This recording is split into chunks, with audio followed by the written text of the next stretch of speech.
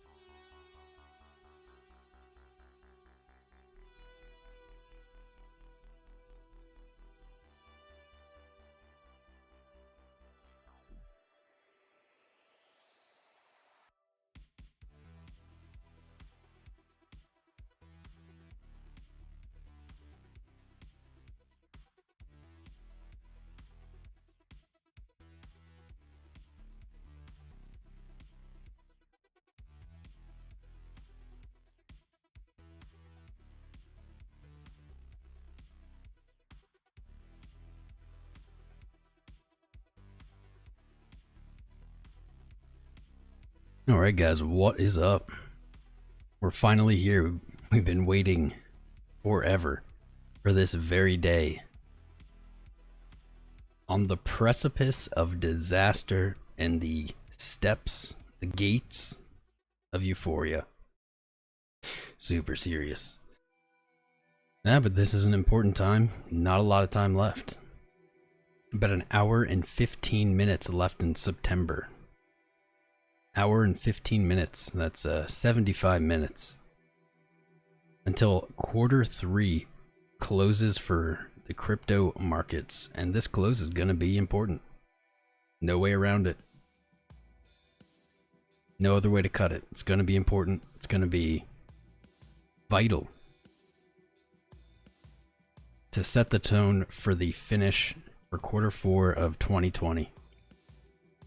Tonight is likely to define what we'll see into 2021, what we can expect in the next 3 months. So, whew, gonna be a big one. Oh wait, did I get that time wrong? Not 75 minutes, not an hour and 15.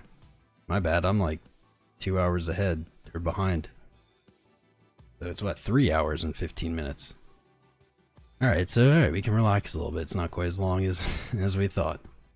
Or it's a little bit longer than we thought. Awesome. So yesterday we went over a bunch of different things.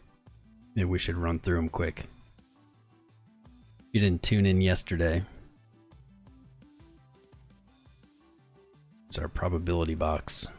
Probability box, this is where I think the most probable close for this monthly is going to be. That was placed yesterday, back here in yesterday's episode, around the same time of day. So we see that we actually opened today into the box, sold off underneath, rallied back into the box, sold off again. Looks like this descending trend line, white line here, has held price so far, and I haven't changed my outlook here. Nothing's changed. I think that in the next 3 hours and 15 minutes, we'll see price recover back into that box. But of course, this is what I'm deeming the probability box, the most probable close. Doesn't necessarily mean it's going to happen. Crypto has a way of doing that for us, doesn't it? So let's zoom out here, go over the same things we've gone over so many days in a row now, but guess what? We'll never have to talk about it really again, so awesome. So September, important month, more important than the previous 2 months before, which sounds crazy, but it is for one reason, and that reason is it is the last month in the quarter. So Q3 closes here today in 3 hours and 10 minutes. And looking left, I actually just started seeing articles about this. I guess people are watching our show. Just started seeing articles about this last night. They had their price ranges a little off, but that's okay. Looking left, we have 2019 quarterly close and open. Rejection from 10,761. Likely, that is the reason we've been range bound here. Just under and over 10,761 for a few days now.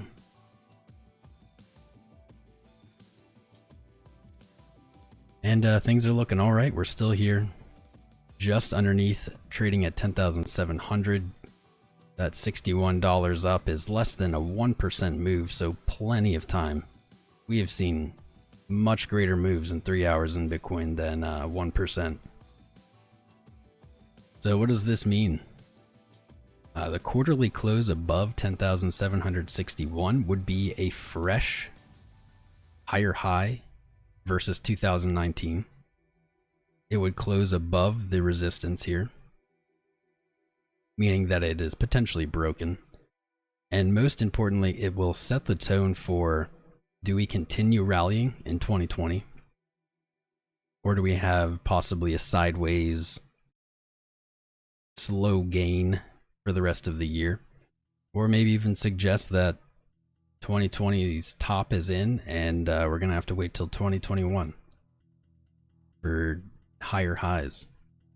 So this is so important. So very important. A close over 10,761 is what we're looking for. If we don't get it, that doesn't mean that it's not a death wish or kiss or something for Bitcoin. Doesn't necessarily mean that 2020 is going to be bearish. But we've been pretty edgeless. We've had very little trading edge here for the entire month of September. September has been a very ugly candle. The entire month bearish engulfing. And even if we close in this probability box, even if we close above this quarterly resistance, fingers crossed, turning into support. Yeah, it's still an ugly candle, but that is okay because September's monthly candle is superseded by the importance of this quarterly close. So while this may not look good, a close really not even 1% up could be an edge for us. A higher high on the quarterly is what we're looking for in the market for continuation. And so we have these boxes. The red box underneath is where we don't want to close. We don't want to close below 10,761. Under here would give perhaps a bearish edge for the rest of the year. This white box here is pretty neutral. For the monthly candle, won't change the candle really in any way. Of course, the higher up that this closes, the larger bottom wick we have, which may be a sign of bullishness or bullish momentum, buyers in the market. And above that white box, starting at 11,000, sorry, starting at 11,330. I'm just going to get the exact number right here. I got it. 11,351. A close above that level, you can see this box gets a little greener. It's a little more bullish. What that would mean is that buyers have bought up price and invalidated the bearish engulfing on the monthly, which would be a very strong bullish sign, in my opinion. There's one more level above that where we see it's even greener. This is possible. We could see this happen. We've seen crazier things. I don't think that this is probable, however. But a close above 11,655 would be an insanely bullish signal. And what that would do is it would create this monthly candle that's been bearish engulfing all month since, what, probably September 2nd, maybe even September 1st it was bearish engulfing. into a bullish hammer on the monthly. That would be incredible. The entire month having been in a bearish condition, flipping into a bullish hammer at the end would be insane. I don't have high hopes here for that. It's a little hopium, but these are the important levels. There's 3 important levels here. Outside of these, not so, they're not very significant. I guess we could even assign a 4th one down here at the bottom of this monthly at 9,813. Below that certainly would be even more bearish than under 10,761. But I don't think that that is the case either. That is possible, but I don't think that this is probable. And so by doing this, we've defined essentially 4 ranges. And these ranges are very cut and dry. There's very little interpretation. So I think that they're important for every trader to be watching tonight. Tonight is going to define what's happening in the space. And so that's why we're here. That's why we're live in the evening today. It's been nice though. I enjoy these evening streams. Might make a habit of it. Let's take a look down at the weekly. We're in our new week with 4 days and 4 hours left. Does seem that our 10,625 support is holding, along with, in addition to, the middle Bollinger Band on the weekly. We've been talking about it forever. We're probably going to keep talking about it until we set a higher high. Probably going to keep looking at this line because this is the only edge we have on the market. We have a clearly defined variable, the 20 moving average on the weekly. Above it, market is trending up. Below it, we're going to have to start looking to the downside. So holding steady, 3 wicks off of that price level. But not too much going on the weekly. 4 days left, so this monthly is going to close obviously before. So I'm not too concerned about the weekly at the moment. Interesting little tidbit here. Last week closed and this week opened 10,780, just above our 10,761, within a margin of error. It's an interesting little tidbit. So a close on the monthly that we're looking for would essentially turn the current weekly candle green or into a doji. That's just a fun little fact I just noticed right now. I didn't even see that it closed so close to our target. I think that's just further evidence of how important that price level is right now. 20 daily, still looking fine. Daily candles are respecting that middle Bollinger Band. So nothing to worry about there yet. We're seeing buying responses every time it's been touched. 1, 2, 3, 4, 5 in a row. Pushing price back up. It seems that the market is defending the 20-day moving average. Not a terrible sign.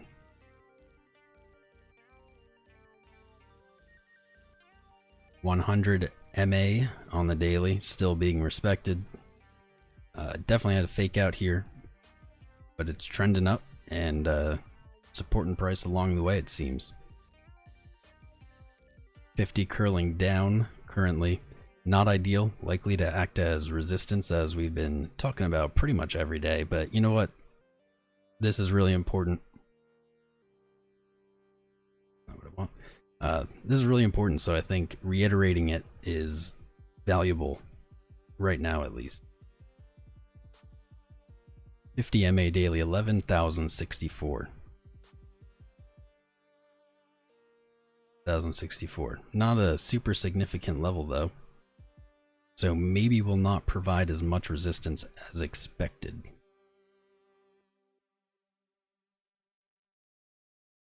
Been talking about this magic line too, and it's worth mentioning again. Every day for the last month, every day in September, despite despite that sell-off that was pretty intense. Even with that sell-off, 200 daily moving average continues to set new all-time highs. Higher than when price was at 20,000. So that is definitely a bullish piece of evidence.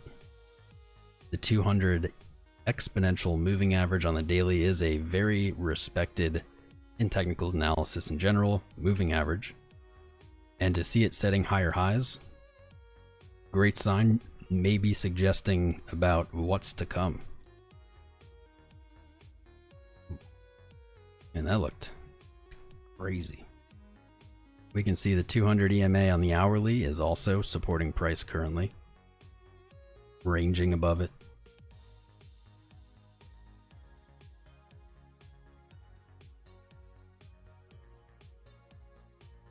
All right, we started our new hour, free to go. Let's take a look at the TA, man. What's going on? Not seeing any bearish divergence here on MACD or RSI for the hourly. Good. That would not be a great sign.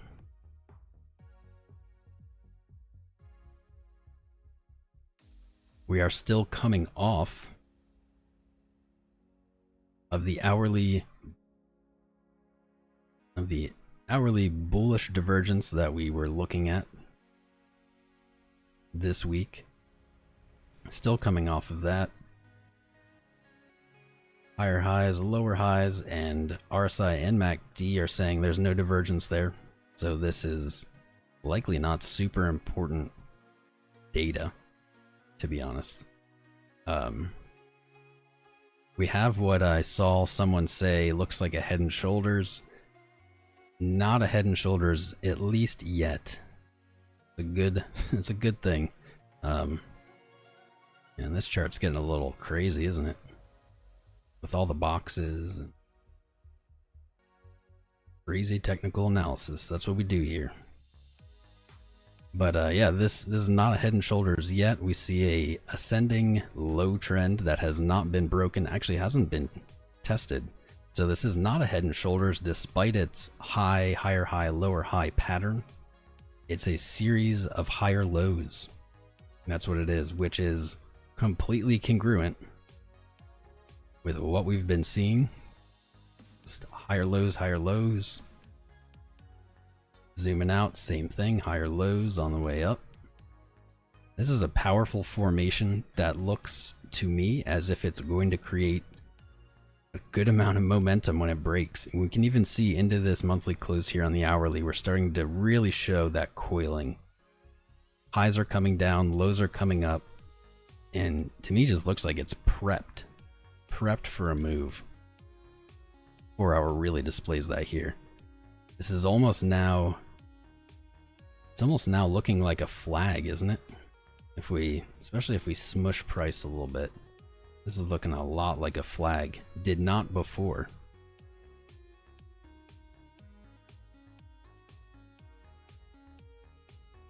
Four hours, or anything new on the 4?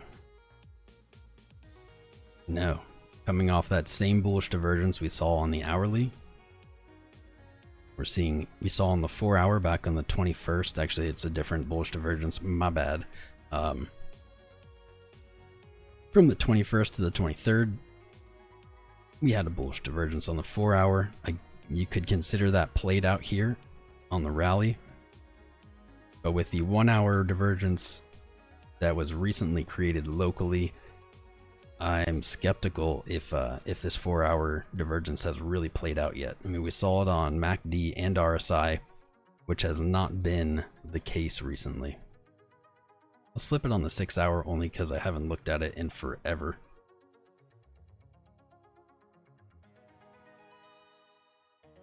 Potentially a little bearish divergence on the 6 hour. No divergence on MACD really, other than that potential. Even MACD coiled up, or even RSI, MACD as well, but RSI coiling up, same thing as price, mimicking price even, which is not usually the case. We can see it's coiling right at the 50. Price action at the 50 when it's drawn out this long. You know, we can see this is on the 6 hour for 6 days. For 6 days right here, we've seen RSI coiling up on the 50. Almost always, another piece of evidence, almost always leads to a breakout in some direction. If we can find a good example.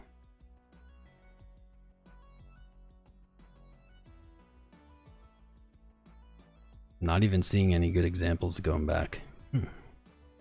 So unusual, but I mean, that's what I want to see. I want to see a big move. 12 hours, same thing. We're seeing the lows come up, highs come down, and trending right on the 50. I mean, this is prepped for something, man. I'm excited. Are you guys excited?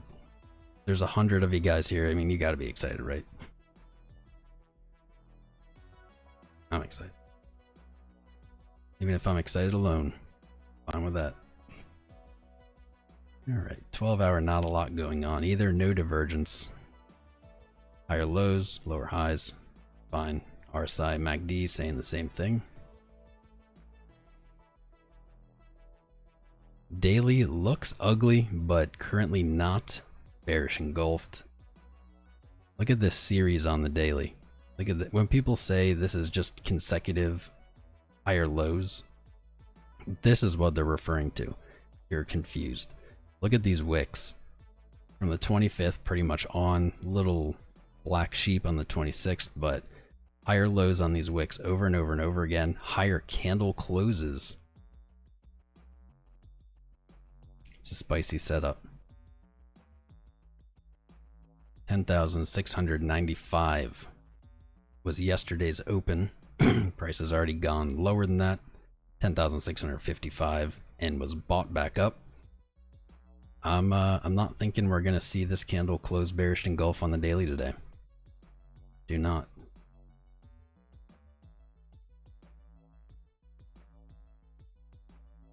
No divergence on the daily either, same as the 12 hour. Lower highs, higher lows. I'm gonna just do some random. Haven't looked at this. Let's look at like 3-day. Some strange time periods. Now there's bullish divergence on the 3-day. Maybe I should have been looking at this. I'm gonna get rid of all this clutter. There we go. Okay, 3-day. Man, I did not see this. So we have lows coming up in price, and we have the lows coming down on our MACD. That is bullish divergence. Right there. Surprised I didn't see this, actually. We can see it here as well.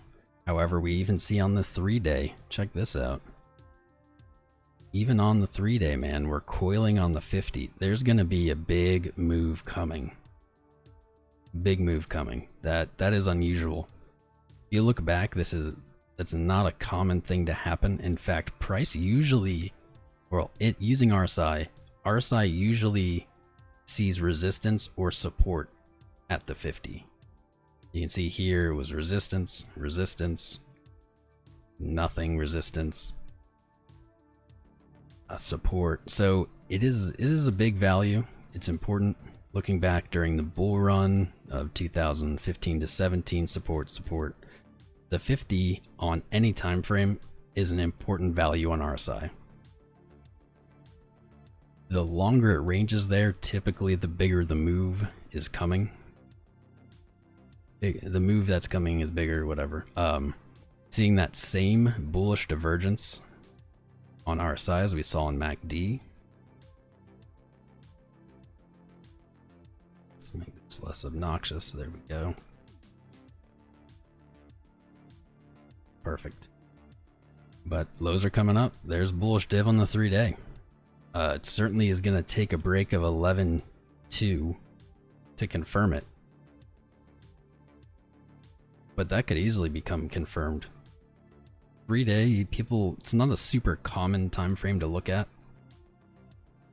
but it is a powerful one. If you guys watched my old video, price was at 9,300 or something. It was right around here, July. 3 bullish Bitcoin signals. This is a 3-minute video. And 3-day was one of the signals on there. I think it was the Ichimoku that we used. 5-day, same thing. Same bullish divergence possible. Wonderful. What's nice about this higher time frame too is it looks like price is coiling above the 50, which is generally more bullish than on the 50. So we got some great things coming, man. I think I didn't see these before. It looks like we have some great things coming. Now that we're zoomed out to 15-day, we don't see that same divergence, and that's okay. No divergence other than the bullish off of the March low. Cool. Awesome. Awesome. I have a good feeling. I have a good feeling about today. Maybe it turns out to be nothing. Yeah, that's just how it happens sometimes. But I got a good feeling, especially after seeing that 3-day bullish divergence. That's didn't expect that. I should probably do this too.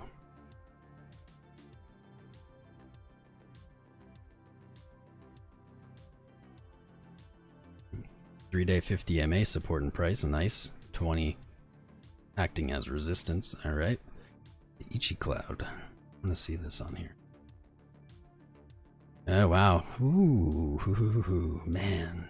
Why didn't you guys remind me about this earlier? So here's something spicy. Check this out. Right before the rally in August, late July, we saw a 3-day on the Ichimoku. We saw a cross down and an immediate cross up. We just got the cross down signal. We're above the cloud, so crosses down are not typically considered strong bearish signals, but a cross up above the cloud was considered the strongest bullish signal that Ichi can provide. So that is interesting. We saw it here, July 20th to 23rd, and now we're seeing on September 27th that we have that cross down. We get a cross up here, man, and hold on to your hats. Let's see, when was the last time? Other than this example right here, the last time we saw a cross above the clouds was quite some time ago.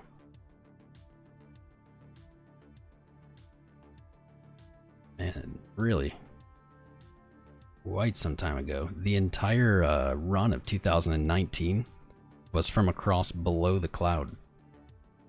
No crossing again. A cross below the cloud is similar. A cross up below the cloud is the same thing, but the bullish version of a cross down above the cloud. So this isn't considered a very bullish signal. It's a very weak bullish signal, but we still got this whole rally off of it.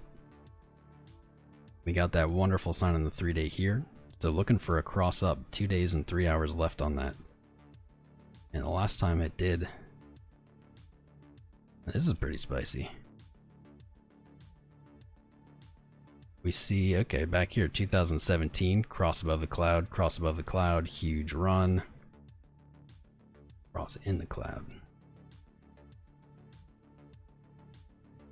We really only have 2-3 examples of crosses up above the cloud on the 3-day, and those are back in 2015, 2016, 4 examples, and then 2 in 2017. So this is a strong bullish signal. It's not common. We don't have it yet, but we do see that we had one recently this year, and now potentially we have the same setup. We're going to find out here. Really all it would take is a small move up, probably to that 11.2 area, to flip this right back up. That's I'm learning a bunch of stuff again today. This is awesome.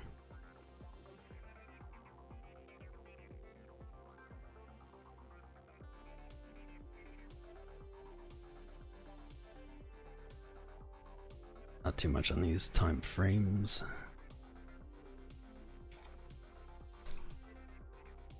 All right, that was a pretty good rundown of the corn, I think. Looked at a bunch of time frames.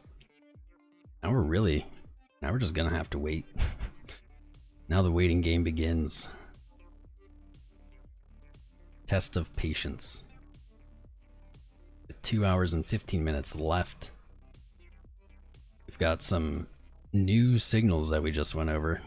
Did not know of them before, so we're finding out stuff on the fly here, as we usually do.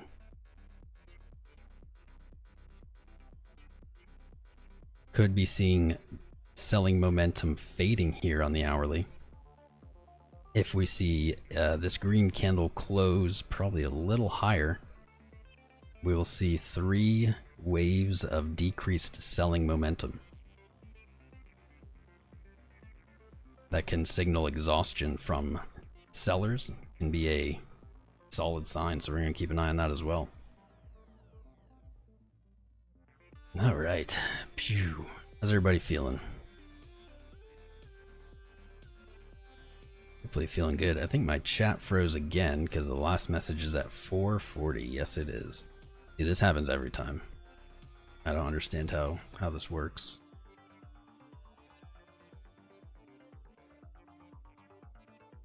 Okay, I guess it just updated. Some awesome YouTube. Sweet. How you guys feeling? Now you know how I'm feeling. How are you guys feeling?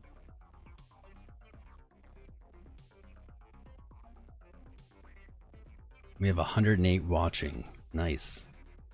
Something I like about these evening streams is, even though it's been pretty boring, we've had great viewership. Also, I get to sleep in, which is amazing. I am not at all a morning person, so much quality of life there. Yeah, so 108 watching, 49 likes, pretty good. 111 watching.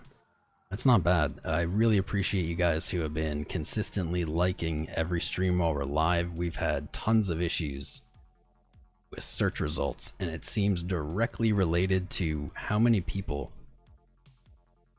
engage. I think that even chatting might count as engagement, so feel free, chat away. But I know liking is, and so is subscribing. So everybody who's been doing a great job of liking the last few streams, I owe you guys for keeping us in search. It means a lot to me. I really appreciate it.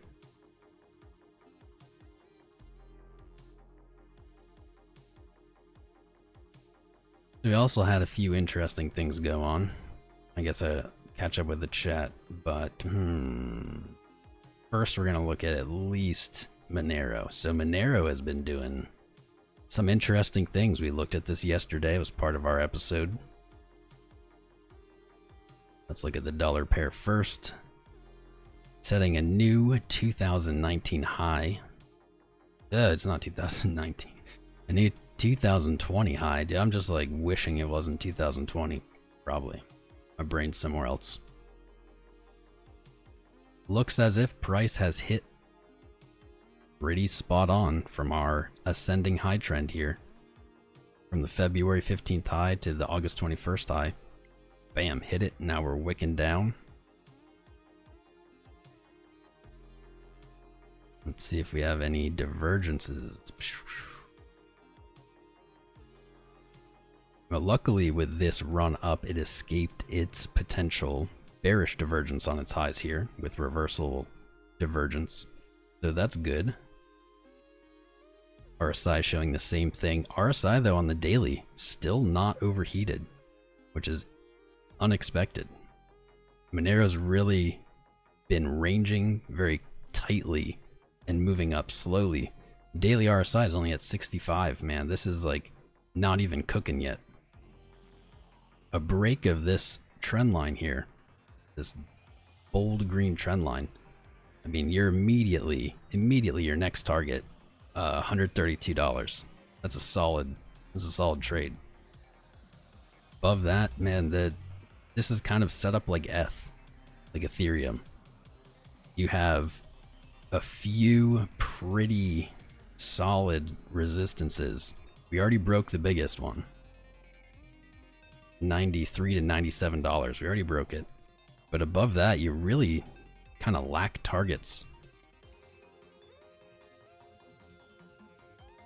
If you look left, we can assume probably the all-time high will have some resistance. That's logical. Simply psychological. That's at $540. So that's a 5x from here. You could decide to take these peaks on the way down as well as resistance, but they aren't, they're just not where or what I would really look for to assign resistance. There's definitely some trading there, but I think what happens is, what you really get when you look at the resistance here is you get a band again from the August peak to the February low, then a peak in July 18, June 19. So this band, this area, let's say it is 130 to 144. That's pretty much your only resistance till you get up to these big numbers. That's phenomenal, man. It's a great setup for a trade. If I were to just kind of eyeball it, I could see something like this happening. Touch into this zone, maybe not even to the top. Come back down to retest that ascending high trend. And then who knows after that. That doesn't even look bad. It looks pretty good. So keep an eye on Monero. We've been talking about it, but it's time to watch. It has that beautiful bottoming that we talked about yesterday down here. 4 touches to the same zone acting as support, and then this very weird, just kind of looks like a, I don't even know, like a flower. Yeah, I can't even draw it.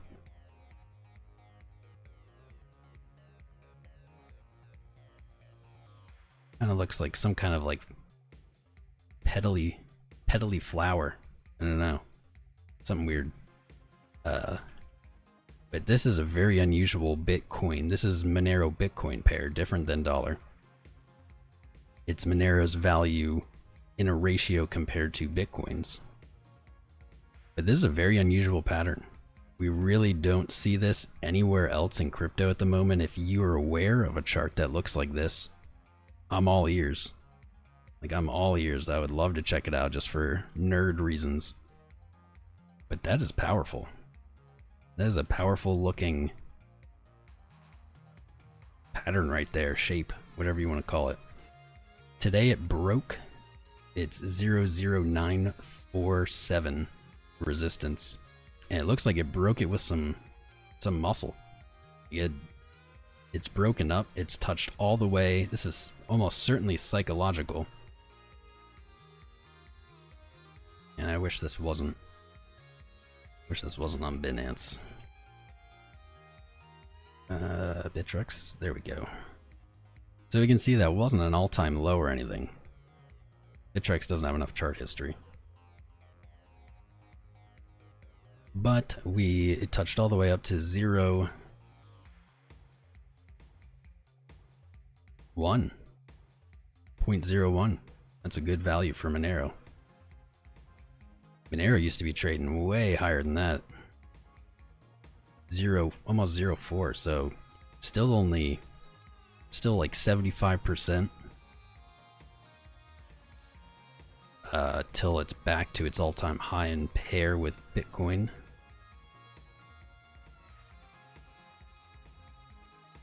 See where our fibs are. Broke the 236, nice.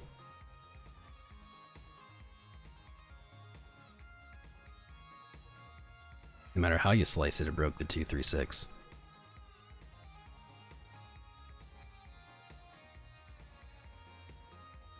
If this trading view, come on. Doing. Yep. This looks right. So it's actually the second test of the 236. Beautiful. Touching 0.1, I'm gonna say that's almost certainly just psychological. We do have this small point here. No, it's not. Boom. See, this is a testament, guys, to how important it is to have the right chart up. If you were looking at just Binance chart for this, you would never be aware of why it might have stopped at 0.1. And right here we can see in June 2014, it was a peak for Monero. Then saw 3 years of creating kind of a, this honestly looks pretty similar to this bottom, but maybe upside down. That's weird. Let's see what this looks like actually upside down.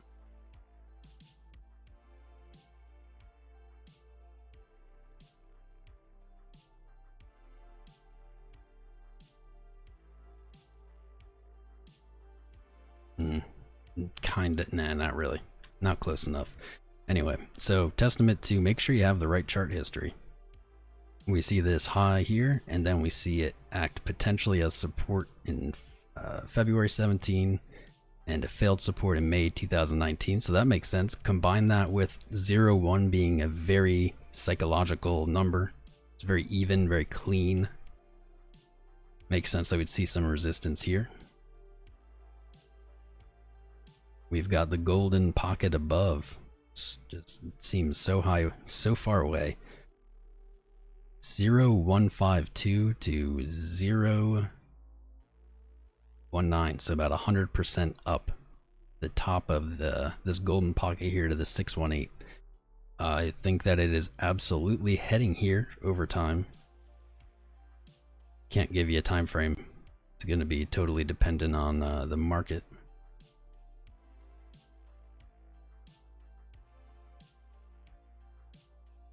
Why am I having so much trouble with this chart? This is super annoying. Yeah.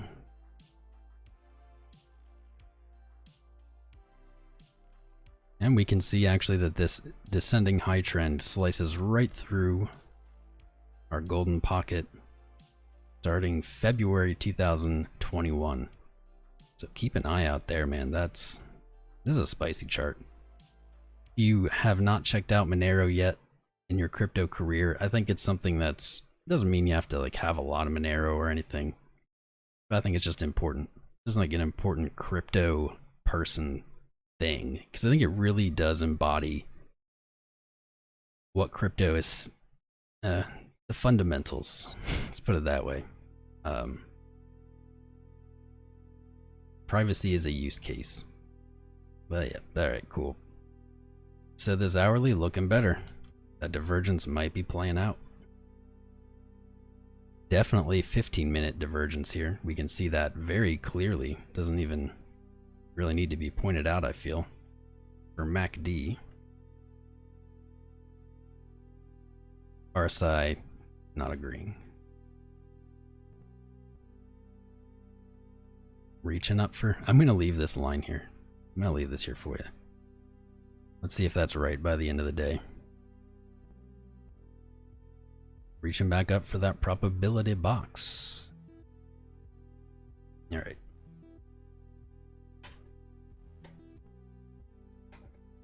Let's get to the chat, and then we'll get into the altcoins that I know you guys want to look at. See how much I can zoom up. Scroll up, whatever.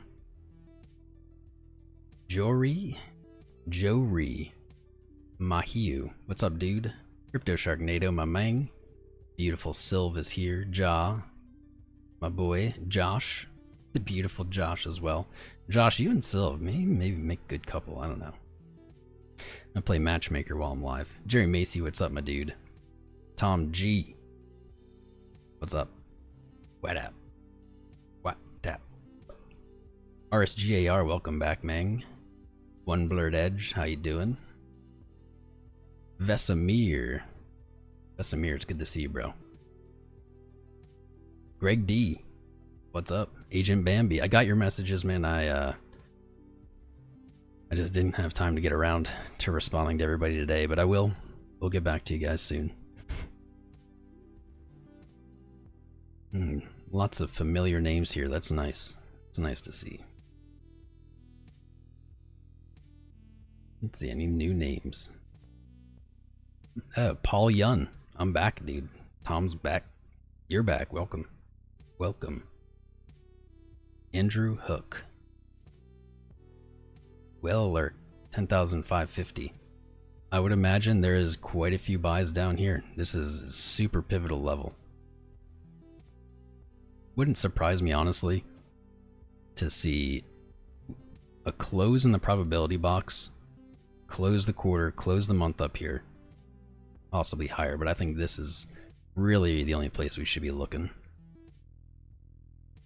And after that, come back down and smash that 10,550. I could totally see that.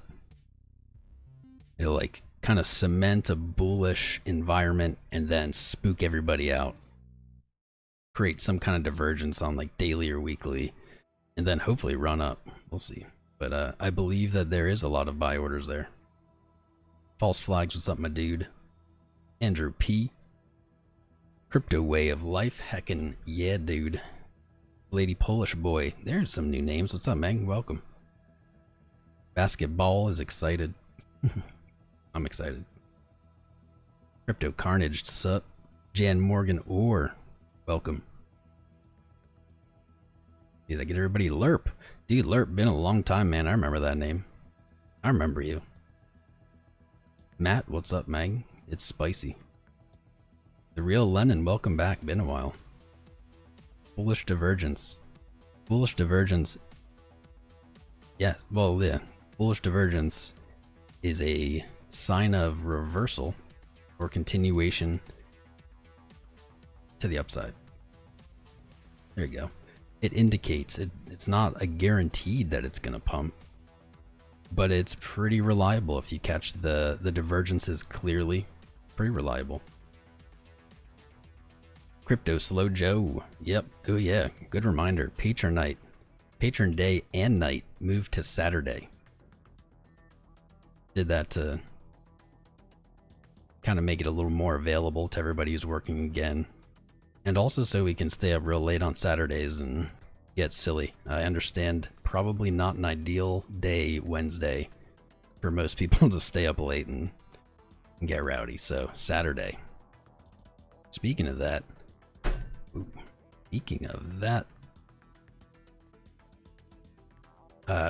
yeah, tomorrow is the 1st of October. That is the best day to sign up for Patron.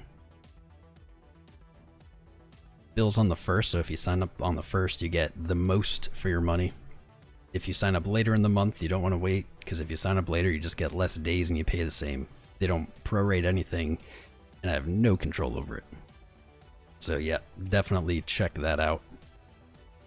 For people who don't know, new faces here, Patron. If you're someone who's serious about trading, you want to become a self-sufficient, independent trader, you're not relying on maybe my streams or other people or whatnot, Patron's for you. Exclusive educational content, technical analysis, trade setups, published daily to the Patron. More than one post per day on average.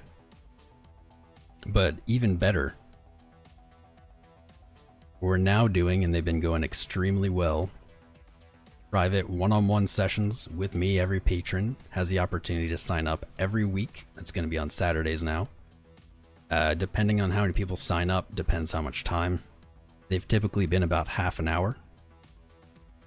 I think that is the greatest value that the patron often offers. So that sounds good to you, man. Check it out. Sign up tomorrow and we'll lock it in, man. It's going to be good times. All right, got me all off.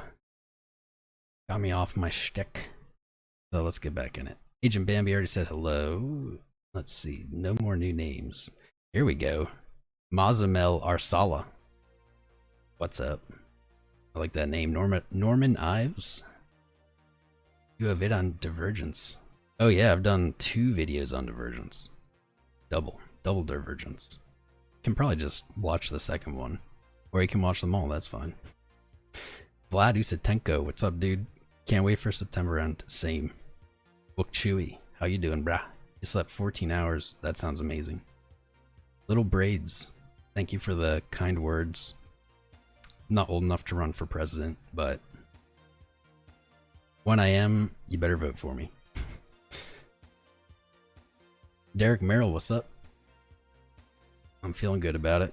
Yeah, you can have some of my my good vibes, guys. So you can have them. They're honor system good vibes. Take as many as you want. Celestine, Marlon Norris, what is up? Haroon Nike, I deserve this. I don't know what I deserve because I can't read all these. I'm just reading the names. Hopefully it's something good. Patrick Pellegrino, head and shoulder triple top. Marian Sveda, OMG Network. Yep, we're gonna look at that next. I think I'm almost done with the names, so. Danny James.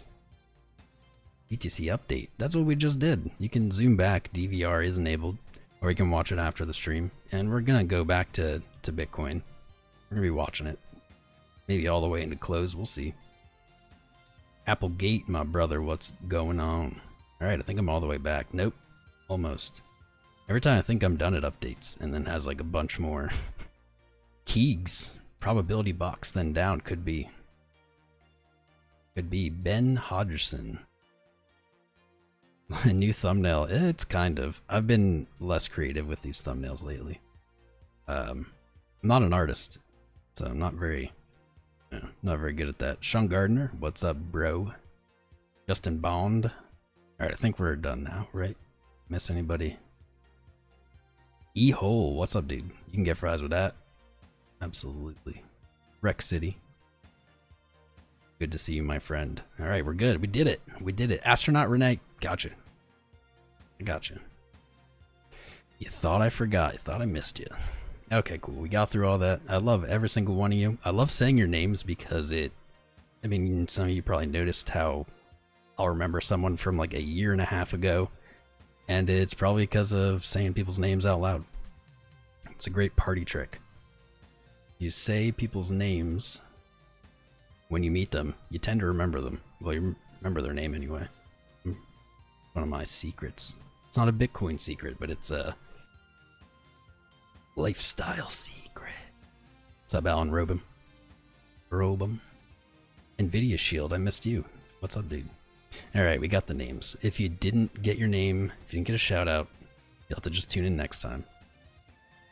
I'm playing. Alright, let's look at OMG, because OMG has been interesting.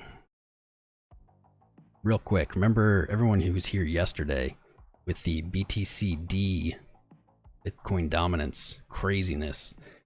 Anybody remember? Everyone say, what's going on? What did Tom say? It was an error. It was an error. Corrected. That's why we're here, man. Spreading that good knowledge so you don't have to panic at every little thing. Alright. OMGs. OMGs. Still riding that hourly bullish divergence here. Maybe even picking up a second piece of it. RSI not interesting on the hourly. Good, E-Hole, you better remember it. Better remember the name. Fort Worth. 100% reason. So, last time we talked about OMG, we were talking about the bounce off of our predicted $2.50 support. Looked good. I think it was at $4 maybe. Maybe a little under $4 when we looked at it last. And our next target was 420. 420, man. For the 238 retrace. Say whatever you want. It's hard to really hate on the retrace, the fib. They're just so common. They hit so often. Hit 420. Looks like we have a fake head and shoulders forming here. This is not a head and shoulders, but it kind of looks like one. Found resistance at the 238, but does not look too bad, guys. This doesn't look bad at all. We can draw this flag right now, but it's almost certainly not going to play out in this triangle. That looks good. Good. There we go. Looking a little flaggish, doesn't it? We have that hourly bullish divergence. We have what looks like maybe a bull flag. Could be worse. 4-hour bullish divergence to the wazoo, man. That's some strong looking divergence on the MACD. We had a stronger selling wave here once we hit 420 than we did back here, and price barely budged, barely even moved. Looks like it's riding the support from early to mid-September now after breaking through it as resistance, flipping it to support. Looks like we're consolidating out in a flag formation. Definitely not 100% accurate signal when you see that, but it's, if you're long, it's a welcome sight. It does not suggest anything negative. No bearish divergence on RSI for the 4-hour. That is also a good sign, although no real divergence to be seen. You'd have to see a harder sell-off here for OMG to create RSI divergence on the 4-hour. Going to that daily. Still riding that daily bull div, man. Riding it. Looking pretty good. I think we're above the 50 moving average. Yep. It actually looks like today's candle is almost perfectly coming back to test it. Has not broken. Has not broken. I mean, it wicked underneath, but it was bought up down to 382. So I'm going to set an alert at 380. Because if that breaks, it could be worth looking at again.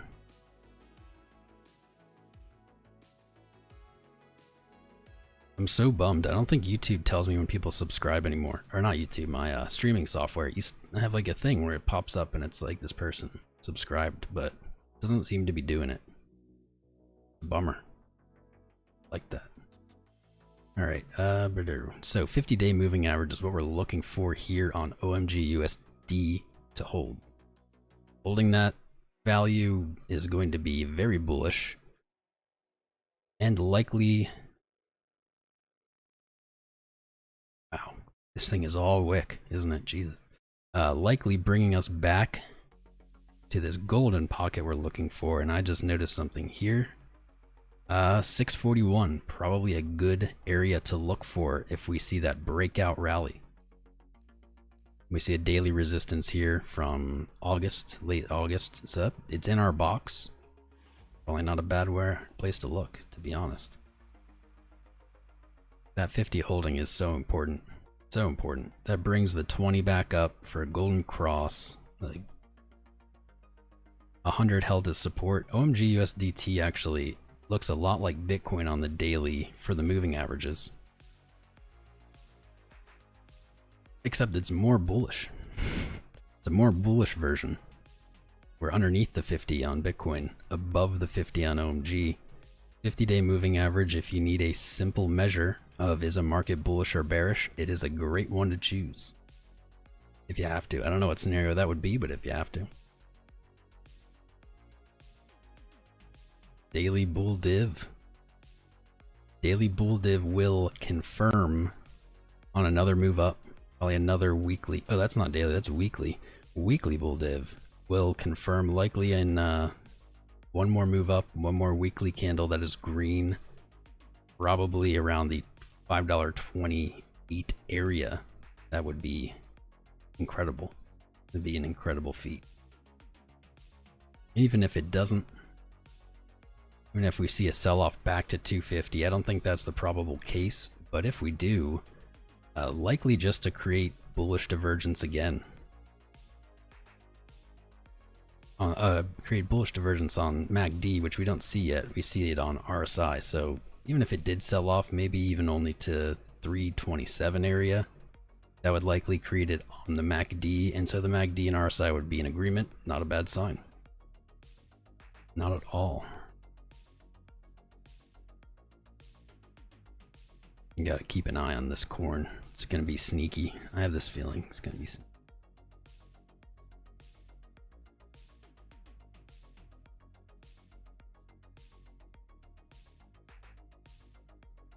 15-minute bullish divergence. I'm ready. I'm ready. Okay, so that's pretty much it for OMG USDT. Not a huge change from yesterday when we looked at it. It did hit our target since we looked at it, which is cool. Actually, maybe that was 2 days ago. I don't know. Nice, 165 watching. We're finally getting good numbers again. Freaking awesome, guys. Freaking awesome. By the way, since we changed Patron Day to Saturday, so it's not tomorrow, we will have a stream tomorrow. And also, usually we take Thursdays off. We will not be taking this Thursday off. We will be streaming, guaranteed. So look forward to that. Oh yeah.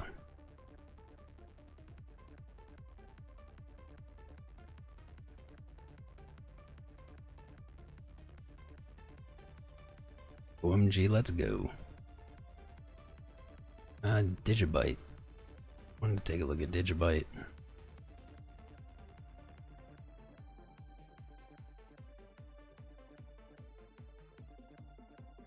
Nothing.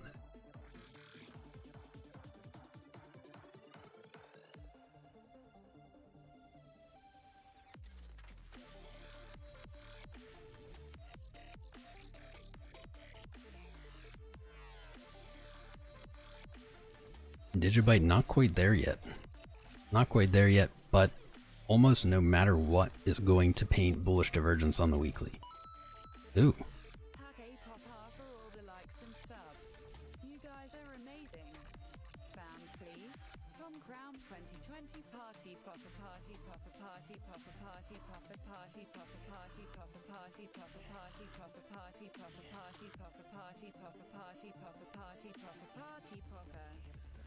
Wow, I think did you figure out the secret formula, Ja? You figured out some formula, man, because she's had a lot of party poppers. A lot of party poppers. Yep, we can absolutely take a look at Band. Absolutely. Let me get through Digibyte because there's not a lot I'm just gonna show this weekly, but we're gonna hit Band up for show. Oh show. First of his name, Big Daddy YouTube, famous BTC king, protector of the crypto realm. Let's go OMG GGGGGG OMG OMG OMG OMG OMG. Josh, thank you, my man, for that $5 donation. Very appreciated. And I'm happy that your OMG's doing well. I wish I could take credit for it, but I don't have any control over it. I just see what I see. So real quick, the only thing of note here on Digibyte USD is unless Digibyte USD sells down to 0034 and closes below, actually even technically lower than that.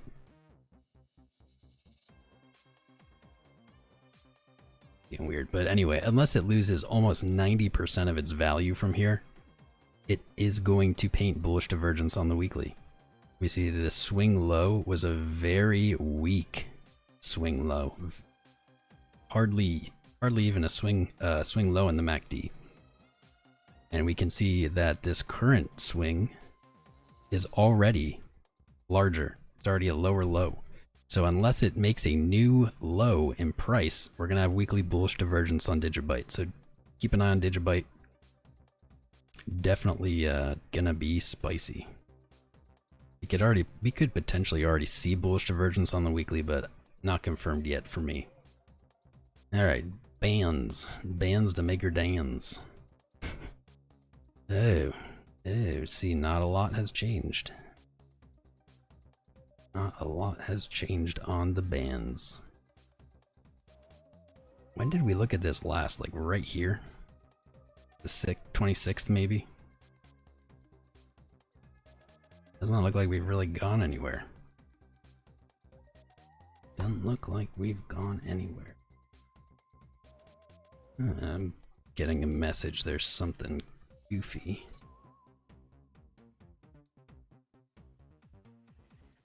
Something goofy with the stream thing. Let me try that.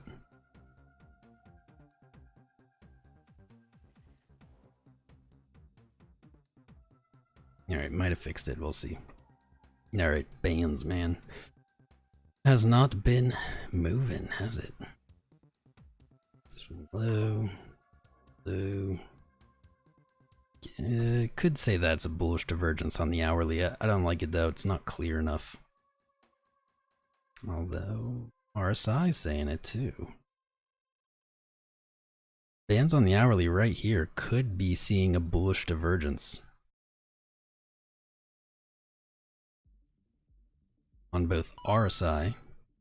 BTC famous YouTube King Crown. You can take a look at the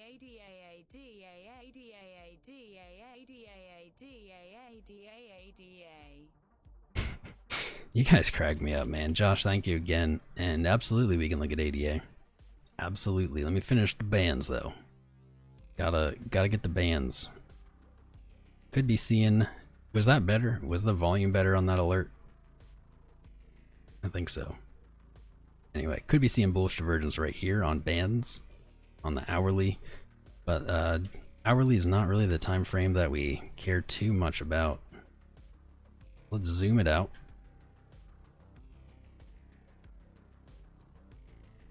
Selling pressure waning while price sets higher lows. This looks a lot. This looks, just this portion looks a ton, actually even more than that. This portion to me looks a ton like Bitcoin with its flaggish pattern here.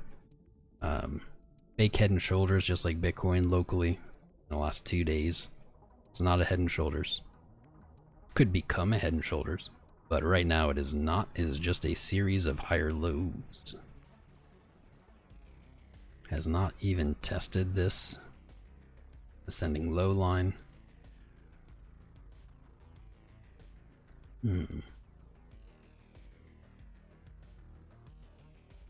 What to think of this? This does look like a very reversal pattern though. You have this W with arms. I don't know what. I don't think there's a name for whatever I just described.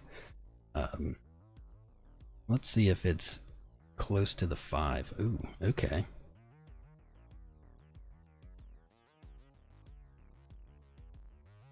Okay. So we see the 618 here, very locally, just on the price action in the last 10 days for bands. Has retraced to the 618. A bounce here, break up here is a great signal. Great signal for band. And if we do get it, where might it bring us? Let's find out.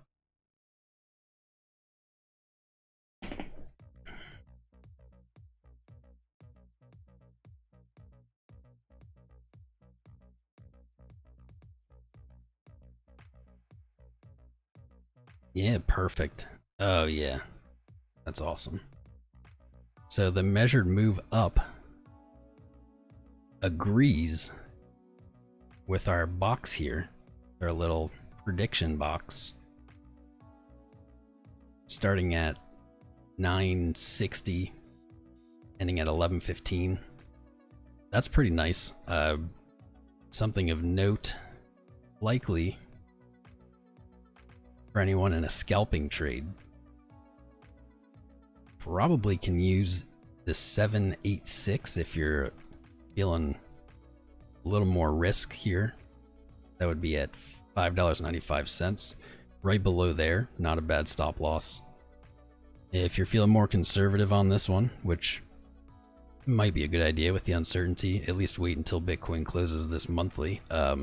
You probably could even try just underneath this 618 under these wicks. Likely to see some wicking, so you might want to give yourself a little room to breathe here. You can see a local lower low, but still very well in the 618 defined area. And as soon as that 736 breaks, you're going to see a quick trip up here. That looks not bad, man. I like that. That looks not bad.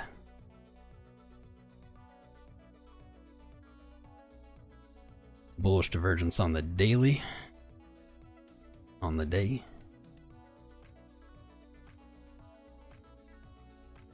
We see lows coming down. We see RSI coming up. And arguably we could use all of this as well.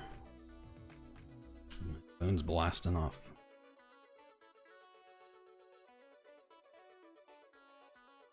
1 minute.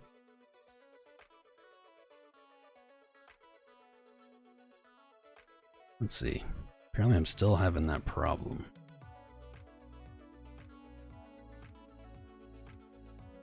I figured this would have fixed it, but alright, let's try it now. Hopefully that fixed it. Bullish divergence on the daily unbanned, never a bad sign. Never a bad sign, especially if you keep seeing it on the way up. That's what you're looking for.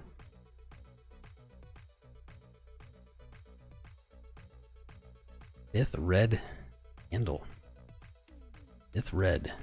But weekly very much looking to put that similar divergence bullish in for bands on the weekly.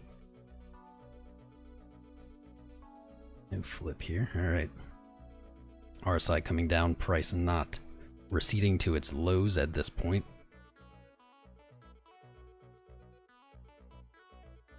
Have to break $1? I don't think so. That seems unlikely. That seems unlikely to break. Have to break $1 to invalidate that bullish divergence. Doubt it. Band's looking great, man. You know, bands will make her dance. That's why we love them. One last thing here, quick. If we break $18, my eyes are going to be set on 60 and 124. There we go. I think the 960 zone to the 1115 is probable. Word. Welcome, Alexander Brunk. Welcome, bro. It's good to have you here. Alright, ADA looking ADA-ish. This was one of the patron posts. Probably make a copy. I don't want to mess with this one. Short at resistance. 1004. 1004.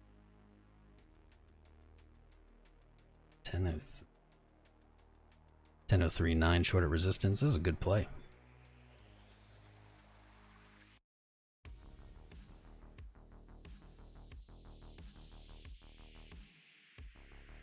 Let's see. Bullish divergence on the daily MACD, easy peasy. Not the same on RSI, that's okay.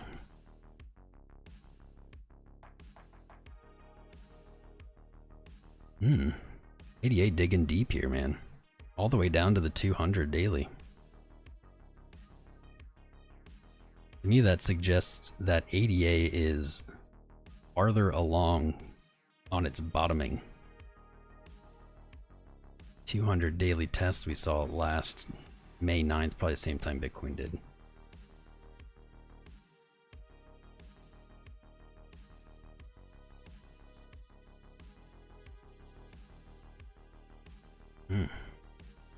Spicy.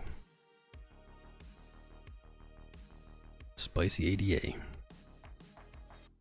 I still think short is the intelligent move here. I think that's the wise trader move. But doesn't mean it's gonna play.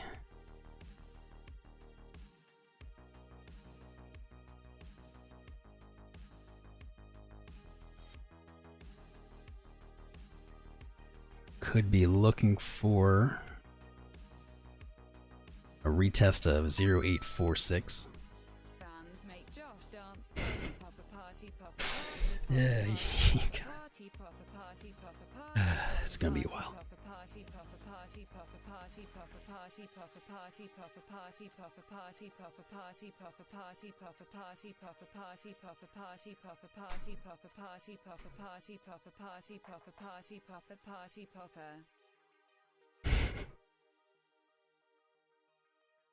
Thank you, Ja, dude. That kills me every time. I don't know if it'll ever get old. Ever. Not even if there's a fire. So ADA, yeah. I am still looking for this to play out. JS137 loves bottoming bot bot bot BOOTTTTOMMMINGGGGGG.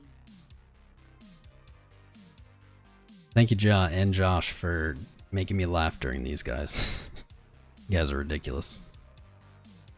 Absolutely ridiculous.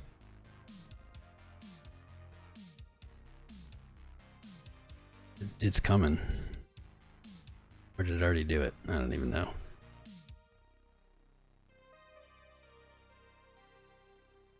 I think it did. I don't know why the volume is so low on those.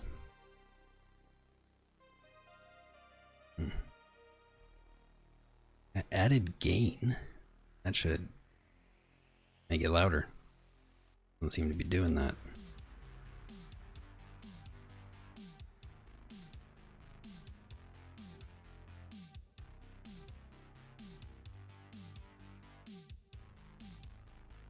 I'm gonna turn the music up a little bit, and that might help. Actually, I have an idea. Turn the music up on the player, down on the player, and then up on the stream software question. Oh, what this tells me is I need to have volume problems more often. I'm just kidding. All right, hopefully this helps. Still low. Yeah, I don't know why. Not sure why. Like, it shouldn't be. I believe you. Totally believe you.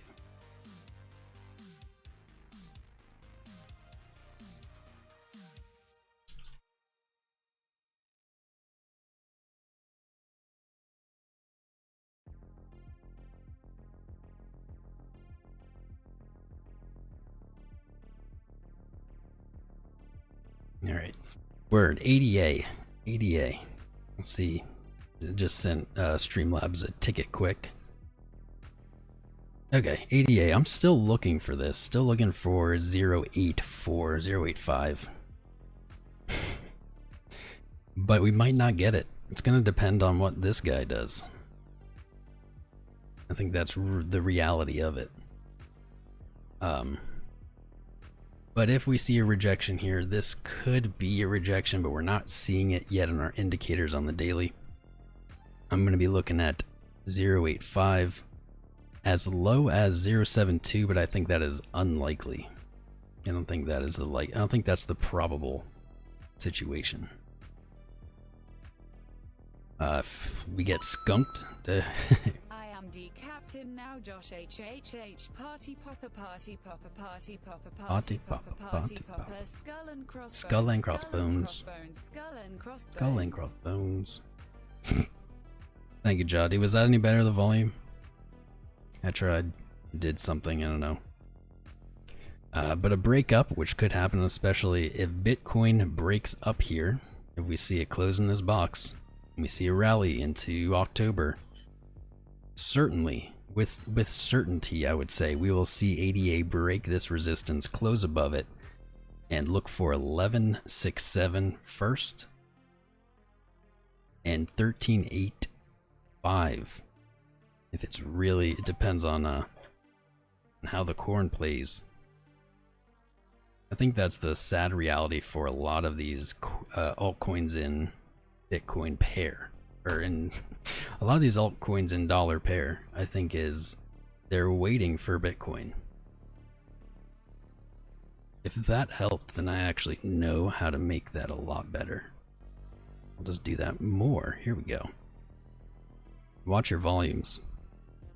All right, word. Above that, the 20-cent target we never touched. We never got there on this rally this year. Let's see if that lines up with any of our fibbing. Not too much.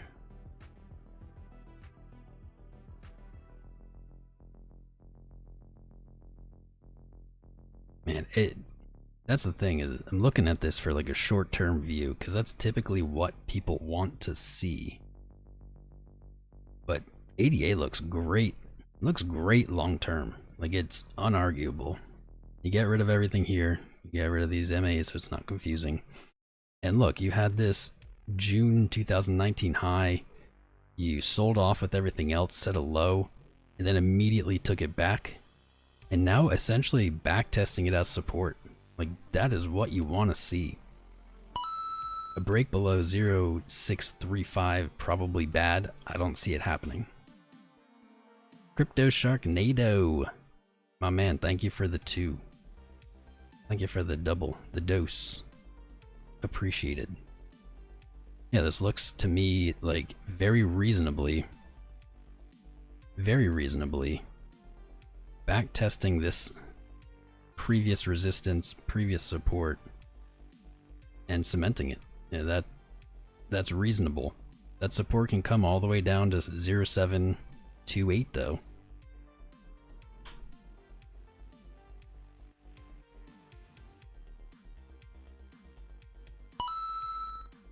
Thanks for the great tar, your humble attitude and excellent insight. Oh, you know, I just saw those emoji shark and I didn't even see that it said Wi-Fi.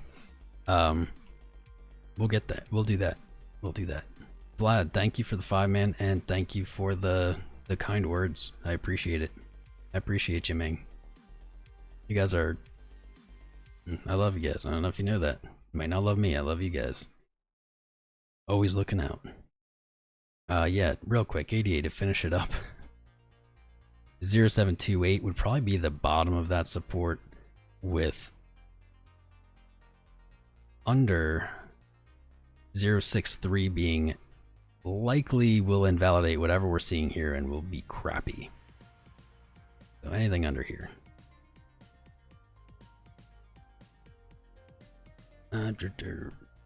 Yeah, really that's the gist of ADA, man. Like, look at it. Look at this chart. Came off the highs, rallied, continued setting lows, shot up, broke both of your local highs, and pulled back right into that range. You see it consolidating here in 2018 at this range. You see it consolidating in 2019 at this range. You see it consolidating at 2020 in this range, and now we're seeing it again. The difference is there's a bunch of bullish divergence in comparison. RSI is way lower than last time we visited there. So ADA long term I think is great. I think it's got a great future. I don't really know much about the project, but great future. Short term, I'm undecided. I'm undecided, but I think the edge is probably with shorts, unless we see Bitcoin do what we're kind of hoping it does here into the end of the day. Alright, there's ADA. Sorry Josh if that wasn't good. You guys distracted me. I just typed in FYI. That could be a coin. 180 watching? Dude, this is amazing. This is amazing, man. These later night sessions are dope. I guess it is the end of the month, so people are a little spicier, a little more engaged than they have been, because this month has been awful. This has been an awful month. Not even bad. Not like negative awful. Not negative, but just boring. A lot of new money came in like August, July, and then here's the boredom to shake them out. It's not always downward price. It's not always red that shakes people out. Boredom shakes out people equally as hard. All right, wifey, Yiffy, the furry coin. Ooh, I don't know if I can say that on YouTube. It'll be our secret.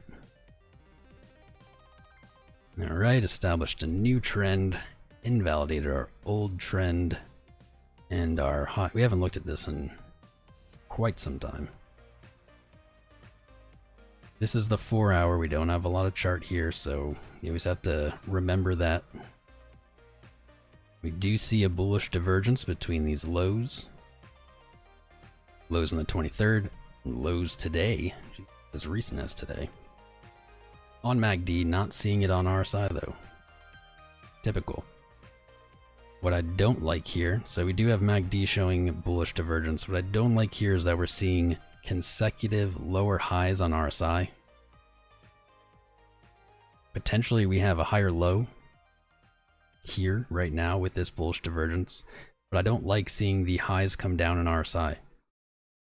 You know, you look back to when this was first listed, I guess, I don't know. You had a little double top here on RSI, then you blasted it again. So you had higher, like a series of higher RSIs, let's say that. And you got to this next peak, you set a new high, but RSI didn't. And that's the tell. That usually I would be looking for this on the weekly or daily, something like that. But that's the tell right there. See the RSI highs coming down, that's bearish divergence. This isn't the daily, but for YFI it's, I guess, as close to the daily as they have. And the nail in the coffin was right here. We saw it on RSI and MACD. It was hard to deny, I assume. I didn't watch this coin very closely because you guys will probably notice a pattern. When a coin is too hyped, I don't pay attention to it. Drooling face smile with horns, hot pepper cucumber bottle with popping cork, full moon revolving light. Crypto Sharknado, you just wanted to read all those, didn't you? Shark's hype. Shark hype. Wait, YFI 2. Not YFI. So there's even more YFIs. Guys, this YFI stuff's getting out of hand. Getting out of hand.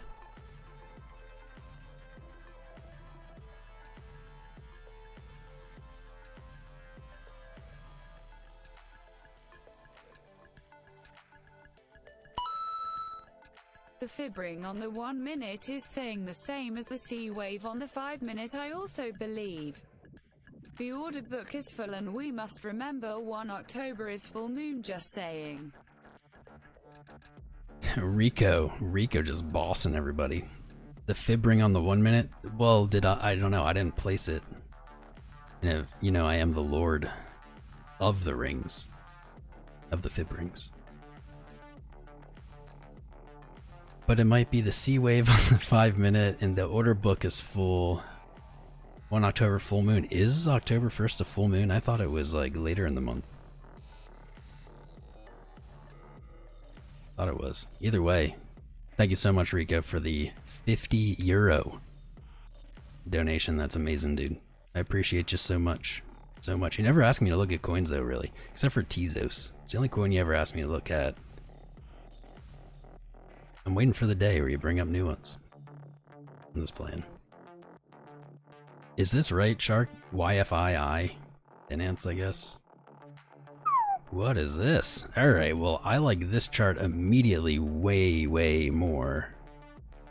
Way more than the other one. This one's way cooler. Let's rock and roll. See what we can divine. Steve, I agree. I agree with you there, Steve. It's not even just DeFi.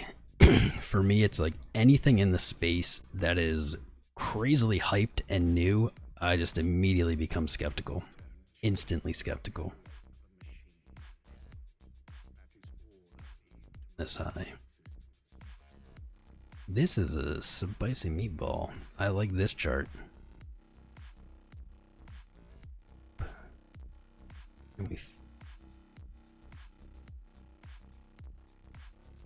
Spicy. Spicy. Oh, I didn't know that, Steve. Thank you for... We have Australian fam here. I just wasn't aware that right now is 8 a.m. Wait, so you're telling me when we were doing our patron nights, all of our Aussie brothers were getting sloshed at like 10 in the morning on a Thursday? And if that's the case, I love it. That's amazing. Alright, this coin looks way freaking better than Yiffy 1. Psh. old news. We're on to Yiffy 2 now. Double Yiff. Okay. Again, not a lot of chart history, so we're doing this stuff on the 4 hour.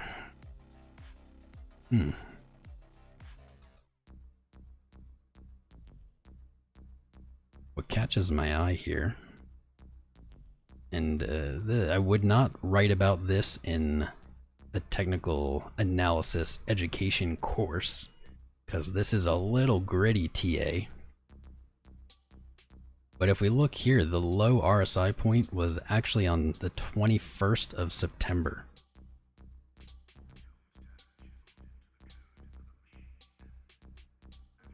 And then when we look, this is interesting. Then we see that this actually lowest point, RSI came up. This thing has bullish divergence in both directions. I also asked you to look at BNB at 18k sats. Can we just pretend I never asked about Tezos? I am never wrong. True that, Rico. You want to look at BNB today? We can. I've never heard you ask about Tezos, so I don't even know what Tezos is. Never heard of it. Never heard of the Tezos. So yeah, this is a crazy chart. We're probably gonna have to open this up in CoinGecko to get an idea what is going on with this thing. Again, though, which is the crappy part about all these coins that are new, that are hyped, is we don't have the chart history, man. We don't have like enough to like make the same kind of develop the same edges. Ooh, is Monero up again? Ooh, Monero's up again. Sorry, we're not done with Yiffy 2. But Monero is up again? What? Crazy. Where are you heading? Where are you heading, XMR? Where are you going? Nice. Yiffy 2. Hype train. Hype. I'm hype, man. You guys want to know something personal about my life right now? My best buddy in real life is moving. I know it's sad. It's kind of why I've like been a little MIA lately. He is moving tomorrow. A little fun fact. So I'm a little hype. Not that I don't want him to move, but just an energetic day for me. After the stream, probably gonna go over there and drink some brews and have our final hurrah at the apartment he's been in forever. Well, not forever, a few years. Yeah, crazy day. That's why I'm feeling the energy today. Because I'm producing those good vibes for him. Alright. Could be a little bearish divergence here as well. This is a funky coin, man.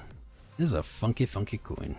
I like it though. I like the way it looks. I haven't seen anything like this. And this is only... Sharknado. This coin is... It started trading on the 1st of September. Come on, dude. I was thinking this was a longer time. I think we can say what can be said here is... This is an interesting chart. Not enough chart history to really go at it the way I'd like to. There's definitely a possibility of that. I doubt it. I doubt really that's what... I don't think that's what happens. That's always a possibility because we just don't know anything about this coin. But we have pretty defined areas. I would take the low swing here and the swing from the 24th of September, using that as a support line. And then I would take the 12th to the 27th as our resistance line. And you know how charts do, my friend. Look for a break up above and a break down below. I think it's probably that easy. And now that I said it, you know this is gonna happen. Just gonna keep doing this. But something that's good is if we do see this weird wet noodle out of these converging trend lines, they'll actually do something nice, we would end up with something like this. And so it'd get this nasty descending wedge. So keep an eye, as I always say though, new coins, yeah, like certainly there's gains there and potentially large gains, but I think they're best suited as small bags, small little lottery bags that you're not going to be too crushed if it just craps the bed. So yeah, there's a whiffy. Yiffy 2. Dalanson. Yeah, dude, we finally got the hype back. It feels good. Feels good. It has been, I mean, we've had good times here the last week or two. Really, let's not lie. Half of the month. Half of this month plus maybe 2/3 of it have been pretty brutal. Pretty freaking brutal. Oh, here we go. Bringing it in. Bringing it in for the spooky month. Getting spooky. What if I talked like this all of October? That'd be weird. Bringing it back to the probability box, man. Don't mess with that probability box. It's infinite. Oh, I can't wait. Can't wait for this day to close. It's gonna be so spicy. That's what my veins have been telling me. My blood. XMR actually being one of the reasons. September 22nd. What was it? 27th. Nothing. Never mind. Monero's definitely been an indicator of some kind for this market this month. I don't know about previously, but this month I have absolutely been getting alerts for Monero at the same time or right before Bitcoin does something. So that's pretty freaking cool.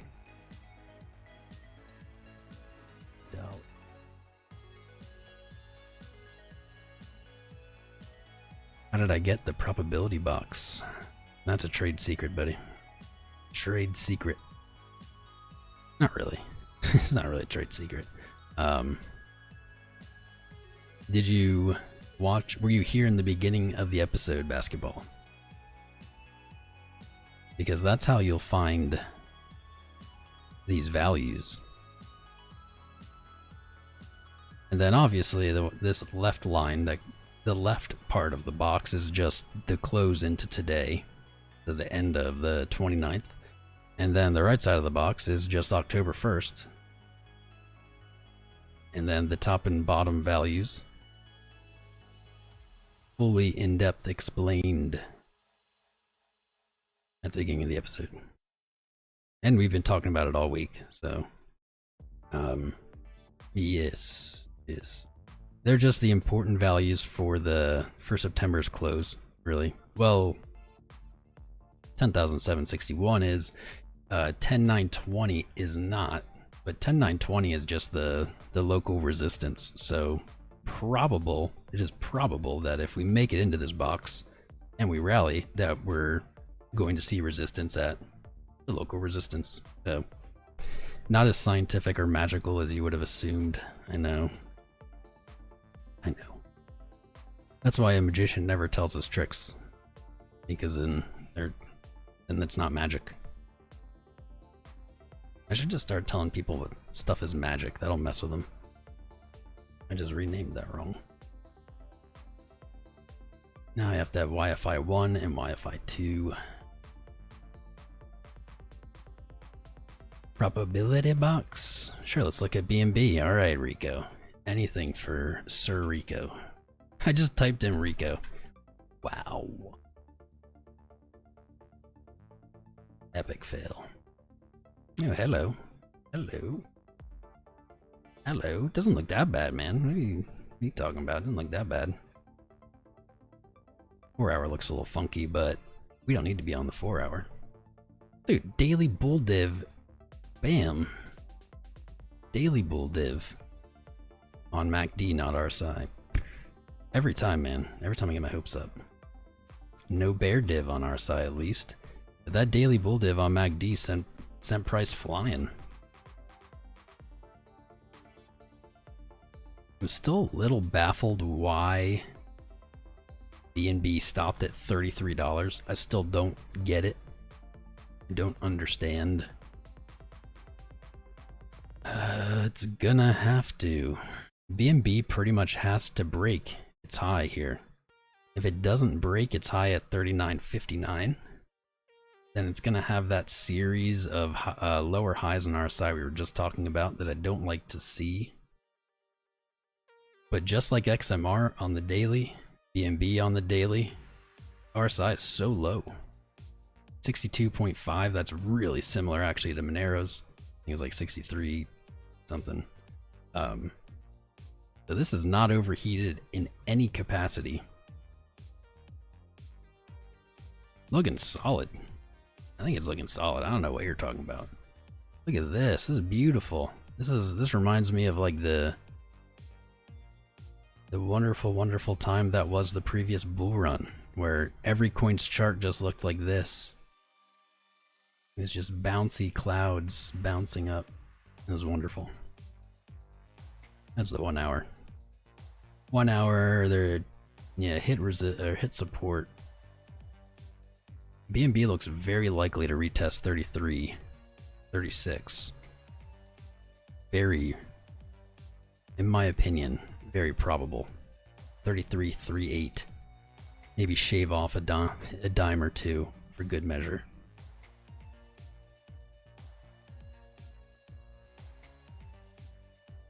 Lows, lower highs. Still in danger. It's threatening that bearish divergence on the highs, even on the hourly. So it's really critical. It is critical that it puts in some work here. Like if this is the rally and we see it reverse, not enough work has been put in. This thing needs to go. 4 hour RSI is showing that bullish divergence that the daily wasn't between these lows, so that's cool.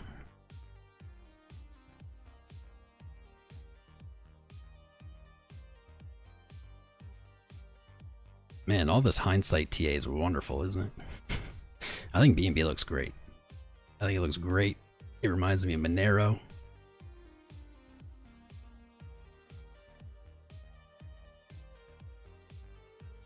Reminds me a lot of Monero, actually. Check out these two charts side by side.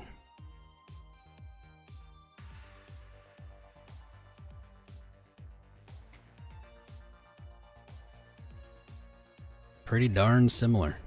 Pretty darn similar.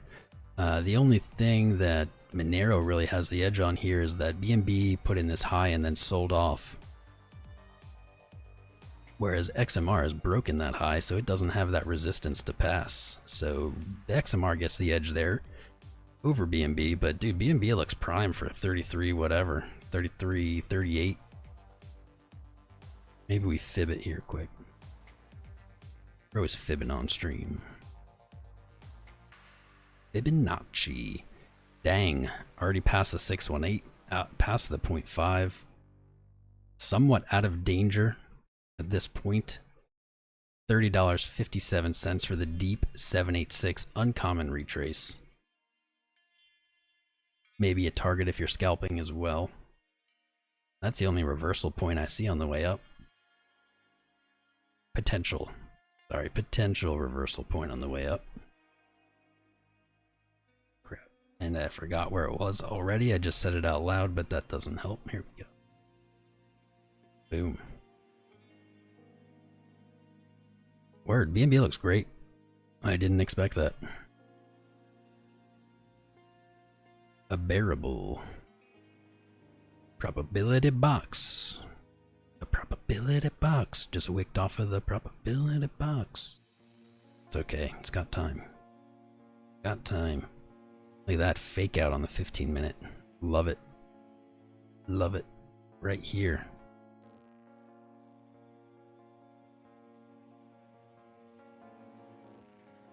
Even this RSI stuff's crazy lately. on every time frame, it has like two higher lows and like two lower highs on almost every time frame Bitcoin that we've looked at today. Crazy. I think we see a big move. I hope it's up, but I do not know. I don't think anybody knows, sadly. 15-minute escaping the moving averages.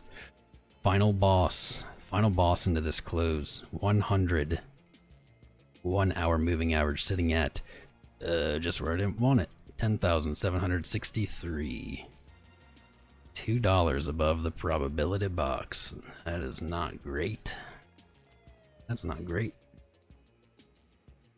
But that box is doing some work though. That box is working. Man. Today is my favorite day in Bitcoin of this entire month.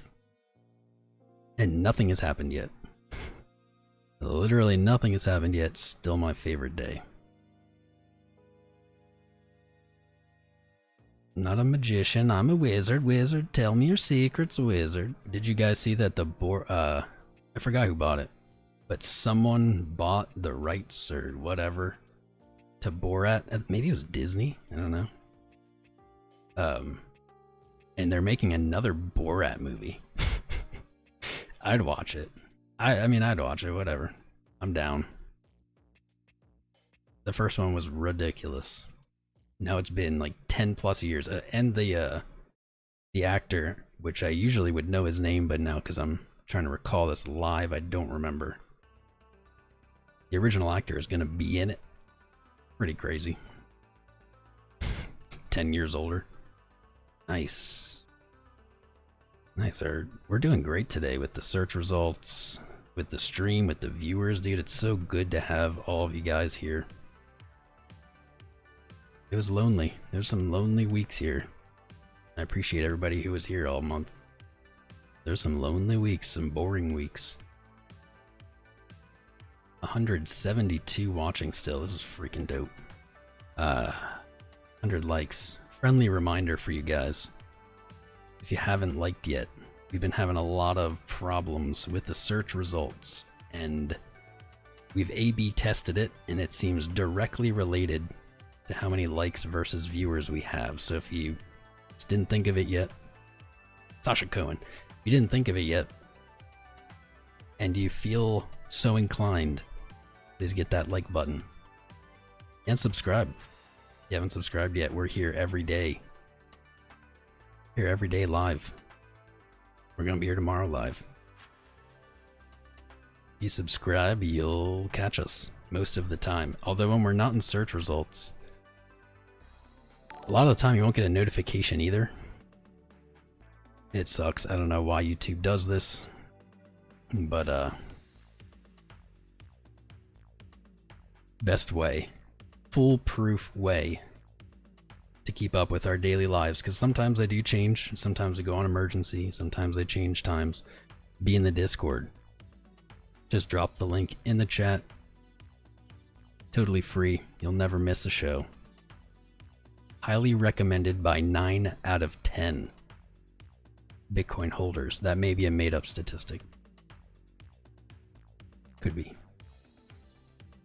BTCD is boring. I don't like that the dollar's showing a bunch of bullish divergence. Don't like it. Do not like it. Not much is happening on the daily though. That's good. I have a weird feeling, because, you know what, let's just talk about the dollar quick. I have this weird feeling, if we look back, oh wow, that's going to be a bullish engulf. Unless it sells off in the next 26 minutes. That's not a huge way down though. 0.34 down. That's pretty big for the dollar. Not a fan of the bullish engulfing on the monthly here for the dollar, but I just thought of something. So similar to how right now Bitcoin's monthly looks not so good, it's actually bearish engulfed versus the dollar's bullish engulfed monthly. Here's something I just put together in my mind.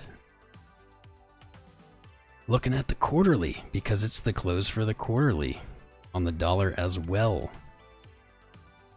That's an ugly quarterly candle. Last time we saw this setup on the dollar was January 2017, and it led to 3 more quarters of downtrend. We use ghost bars here. Give it a little view. Got one too many there. Give it a little view. Here we go. Bam. If we're seeing a fractal, that fractal says $1 to 85 question mark. When would that be? Midway through 2021? Doesn't sound impossible. Does not sound impossible. Ooh. Cuckoo. Badeo. Bumping. Yeah, it's amazing. Yeah, it's Mala. The wonderful Mala. Yeah, Jaw, it's awesome to be. Like, we're number 2. There's so many. We're like showing up in a ton of different things. Randomly, you guys heard me rant about this before. Randomly, not for Bitcoin the word. That is the coveted search term, though. That one has the highest competition out of all of them that we ever show up on. Randomly, we've been in it. We, like, Bitcoin, what was it, 2 days ago, we were like ranked 3rd in that for no reason. We had like 100 people watching. But dude, you guys are doing an amazing job of keeping that engagement up during the streams, and that makes me want to look at more charts, stay on longer, stream more often. There's nothing more, there's like literally nothing more demotivating than being live like an hour or 2 hours into a stream and then just not showing up on search results. It is so demotivating. You're just like, why do I do this? Why am I even here? No one can find me now. It's because you don't, it's not that you just don't show up on search. You don't show up on search. You don't show up on people's home pages, their like subscription page either. And you don't get, I don't think you show up in recommended videos or channels or anything like that. So literally when you don't show up in search, the only way that someone can join your, or even find your stream, is if they click a direct link to it. That's why we have Discord. That's why Discord's dope. Or they directly go to your page and look for it. So it essentially just means nobody finds you. And the second it happens, you can see it on the analytics. It's like it has a little ticker of how many people are concurrently watching, and it just goes down. Like it just trends down, and it doesn't bounce or anything. It just downtrends until it flattens out. Super discouraging. But that's okay. It's okay, because we're in search, we're doing great. Bitcoin's looking good. It wants that probability box. Can you feel it? Do you guys feel it? I feel it. It wants it. It wants it. 5-minute gibberish. Nothing. Let's do it. 5 minutes too close. There we go. 15. A nice compromise. Probability box. I don't always have a probability box to place, but I like them. I just like saying probability box. Reminds me of Justin Timberlake's Halloween special all those years ago.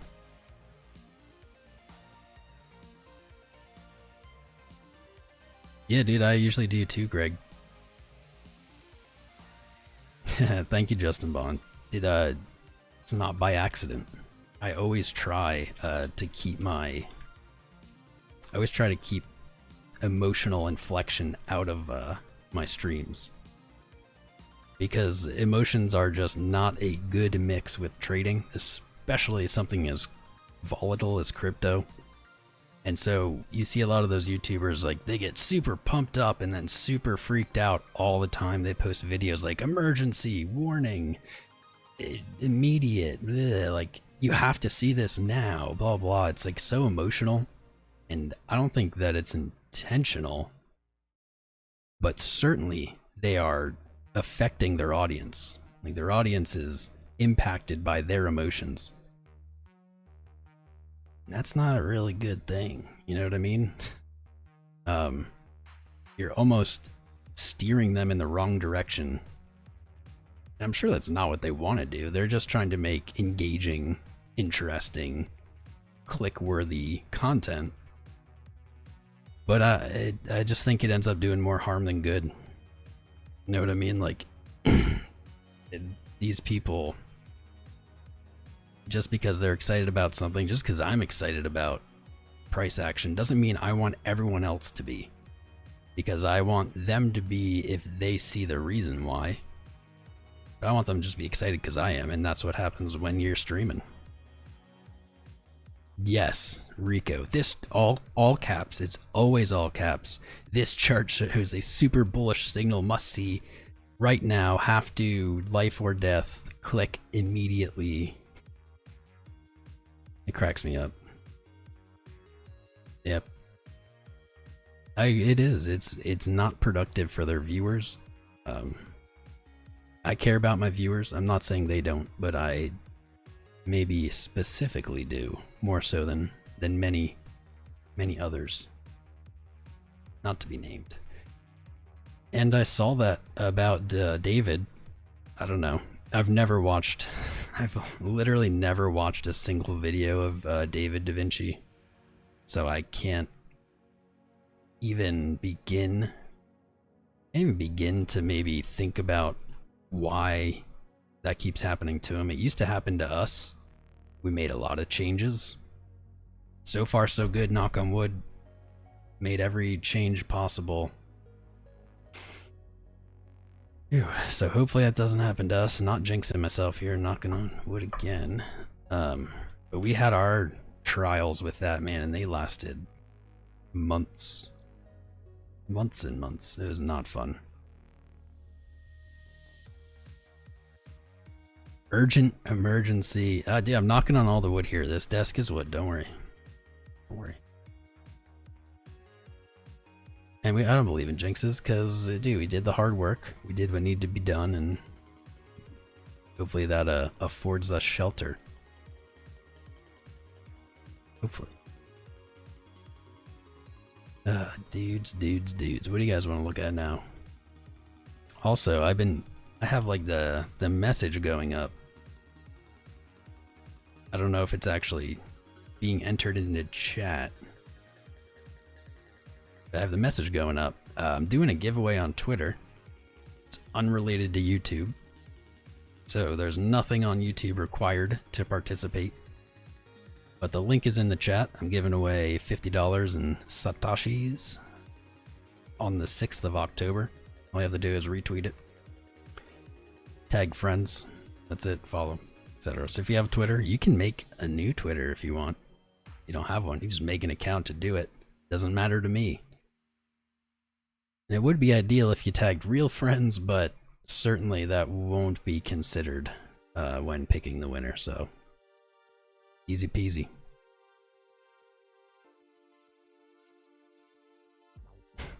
Thanks, Ja. I appreciate it, man. I think so too. Let's put it that way. I think so too. The more you can remove emotions from your trading, the better, the more successful you'll be. Hands down. No debate there. Ugh. Yes, Monero. Do it. Do it to it. You got an hour and 16.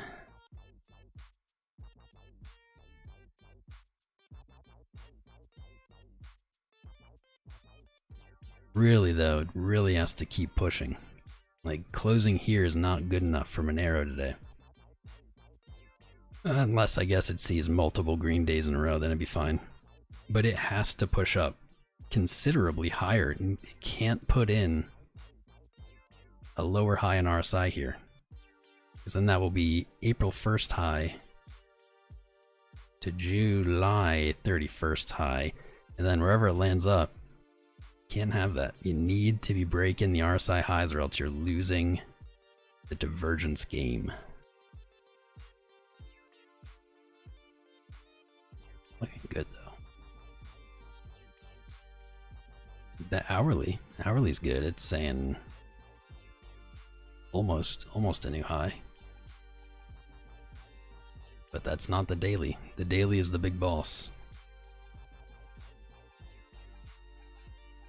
You don't have to have real friends, dude. You can just tag whoever. Doesn't matter. You just tag people. I guess I'll let you guys in on a secret about it. Really, if you just retweet it, I don't care if you don't have any followers. That probably will count. Don't tell everyone else. That would probably be good enough.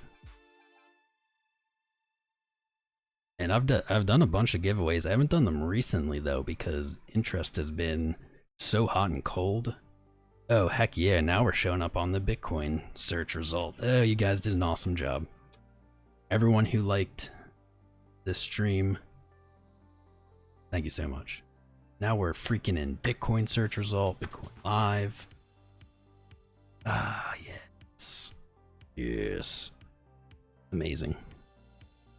We weren't earlier, that's brand new, so you guys must be picking it up back there. Yeah, I've done those giveaways before.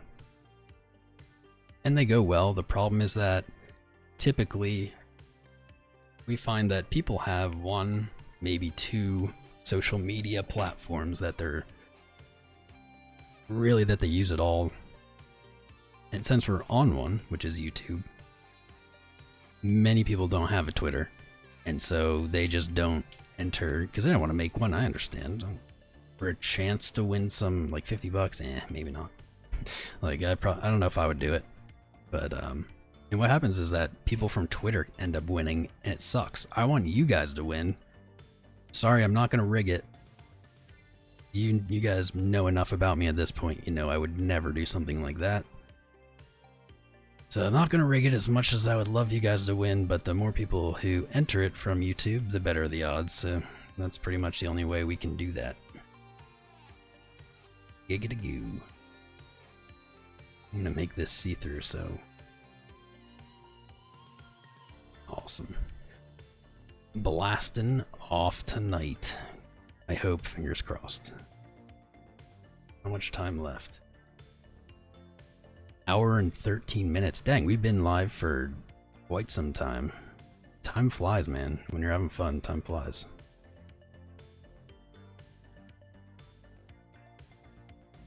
Well, the shark, like I said, you just make another account if you want it. Or, honestly, dude, you don't have to enter. You don't have to. I'm not going to be mad at anyone if they don't enter. It's okay. I'm okay with it just being like a Twitter thing. Because it still gets more eyes on the prize, you know? It still gets the goal. The intended goal is cheap advertisement. Dot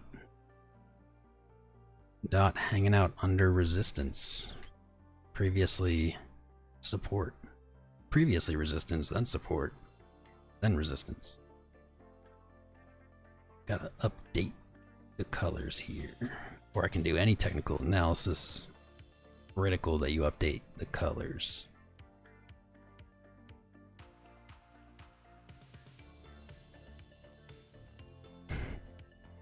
Okay, hanging out under the $4.50 resistance on .USD. We're seeing on the 4 hour some bearish divergence on our highs, but also seeing bullish divergence on our lows. Spicy. Pretty undecided looking. We even have enough for days now? Yeah, we do. Sweet. Yeah, we do. I do not know what to say about this. The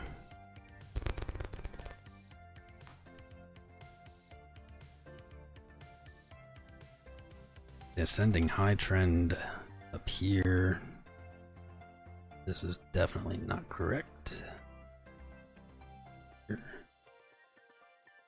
Here, there we go. Wow, actually that just made it way spicier.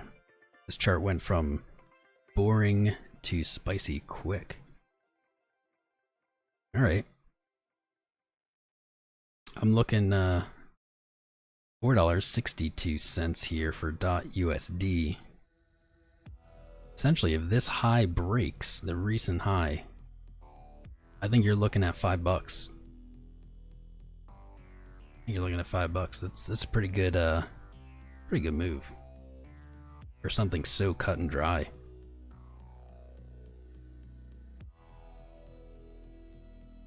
You don't have to like Twitter, man.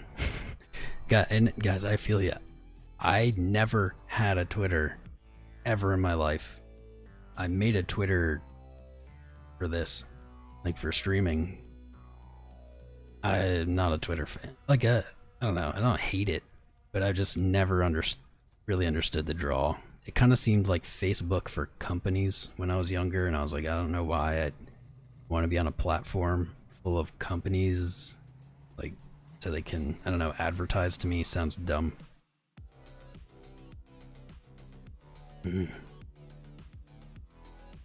But I feel you, it's fine. There's no worries. If you don't have Twitter and you don't want to make one, no worries. Not a big deal. I got a little, I wouldn't really call this a bull flag, though I guess you could.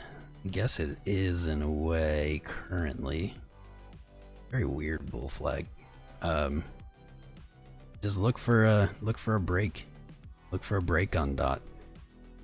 The upside break is very tight. Can be very tight here. This white line, 461-ish. 461-ish. Looking for that break up. And what, below, down at 410. If $4-ish is lost, likely down to 350.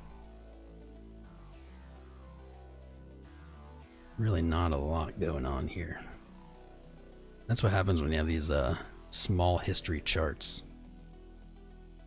You don't have a lot to go on. Is everybody else lagging? Luckily, the stream software doesn't say there's any issues, so that's good. That's good. Oh yeah. Speaking of, I think I might have just lagged though, because all of a sudden now there's tons of chatting going on, and there wasn't any chatting going on. Maybe not. I don't know. I don't think these buttons are working. Got the Stream Deck. Got these little buttons I can hit, and I have them queued up, and one of them's to like the Twitter thing. One of them's to the patron one. Maybe I am lagging. This is weird. Now it's saying the last chat was 6:43, and there's no way that's possible. I don't know what's happening. Facebook is poison. Facebook was really cool when I first got on it in college, when you needed a college email. It was really cool then. It's super cool. Like nothing like it. And now it's garbage. Just a garbage fest.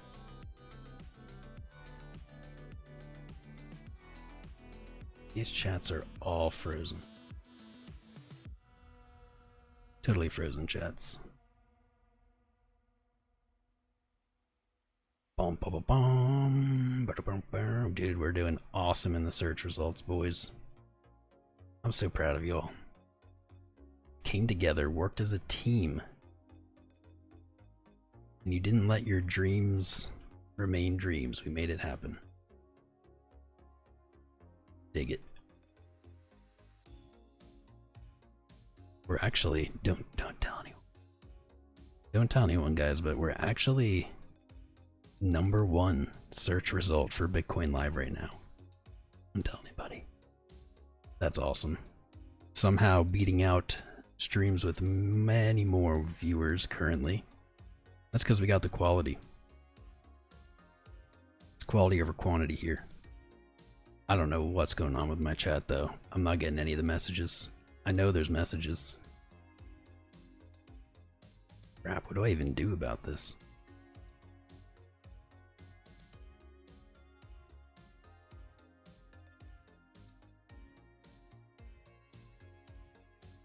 My chat is 100% stuck at 6 minutes 43 seconds. And I saw messages after that, so I don't know what's happening. Doesn't seem to be anything I can do to change it either. I have an idea. Totally frozen.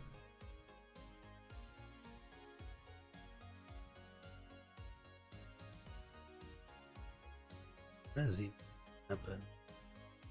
I've never seen this happen before. This is so weird. And of course this would happen. Of course. On the night where we're like on fire. We're on fire. Of course this would happen. Never seen this issue, dude. YouTube throws me a new hoop every day. A new hoop to jump through every day. I have an idea though. I'm gonna go grab... You know what? Maybe everybody's, maybe everyone can't see the chat right now. That'd be so weird, because I just got a message that said, my chat stopped at 43 minutes also. No, they said it just came through now. What the heck? I'm gonna go grab... No one go anywhere. Do not look away. I'm gonna go grab something that I can load the chat on something else here, so I can read it off that. Don't get up. Don't click off the stream. Stay here. It's gonna be 2 minutes. Stay there.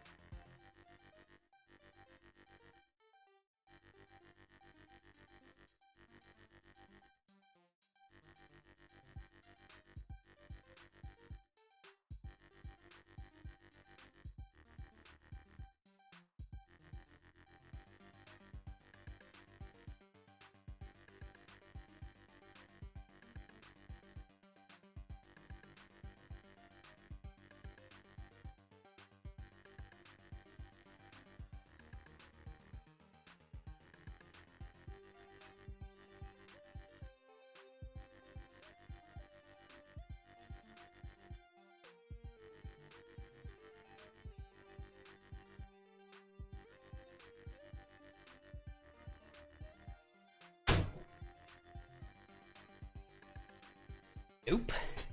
So that definitely didn't work either. I'm at a loss here. I used a different device that has a different internet connection, and it had the same problem. The exact same minute. So I have no idea if you guys can read the chat or not. I would assume that a lot of you are experiencing that as well.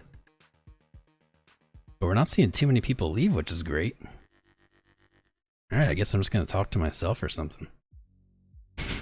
Maybe this is an even more persuasive argument for being on Discord. Because we could all just jump on Discord now and talk. That'd be good. Did it? Nope. It keeps looking like it refreshes and updates, but it's not.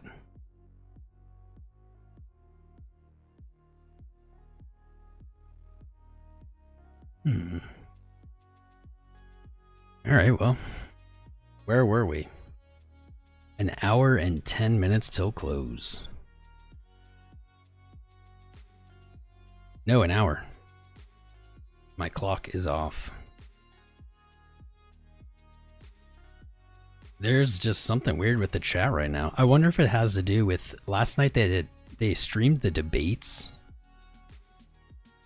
all over YouTube, and I saw some of those streams had like 2 million viewers or something insane.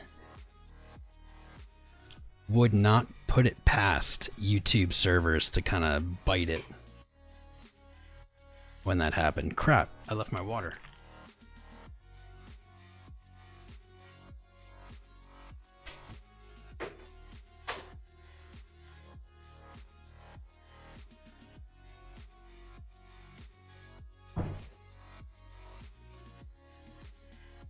Okay, see, told you. 2 seconds. Yeah, it wouldn't surprise me if that traffic kind of threw off some of their servers. I don't know. It's funny because mine froze, and it seems that this is not just us. Wait, now it's moving for me.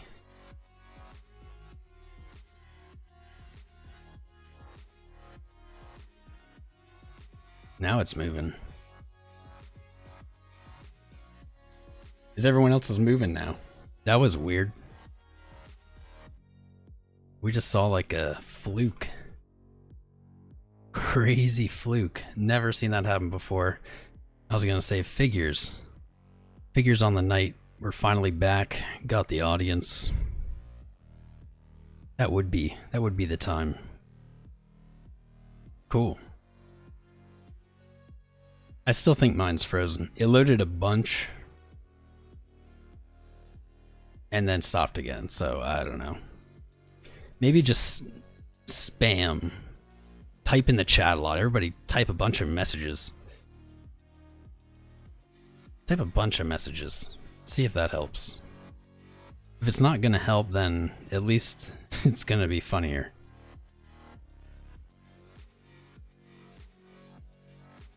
At least it's funny that way. Yeah, mine's definitely frozen again. This is perfect. This is perfect. It's a perfect endorsement of Discord and why we should be on it. Drop the link in the chat for you guys. Hop in there. Oh, our views are going down. It's probably because the chat's frozen. It's okay. It's alright. With only an hour to go, we're gonna run to these issues.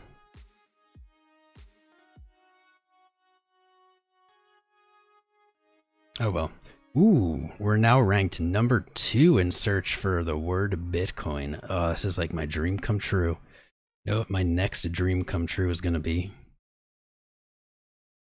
Probability box. That's my next dream come true.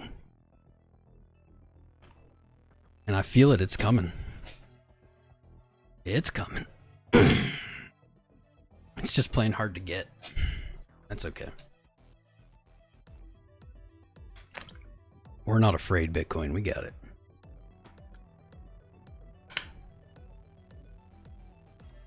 $57 minutes to reclaim the probability box forever.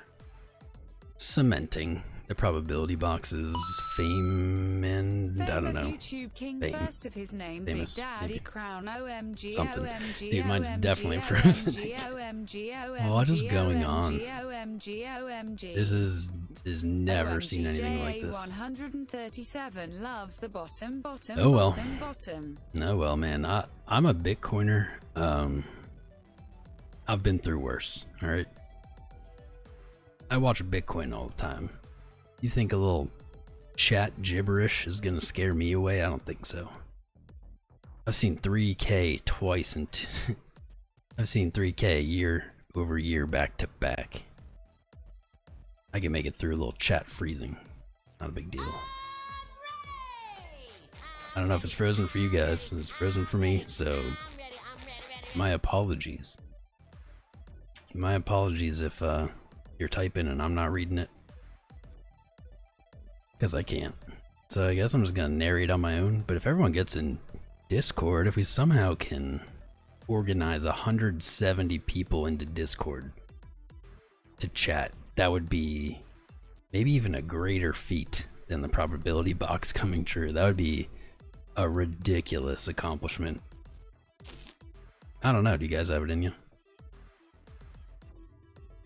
Do you have it in you? I don't blame you if you don't. Honestly, I don't blame you. This is so weird. I wonder if other live streams are having this. No need to go look though. It's not worth it. They probably are.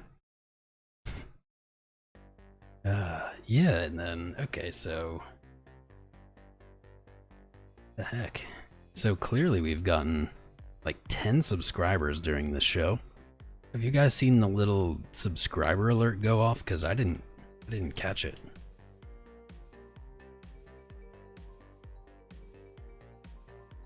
Did not go off for me.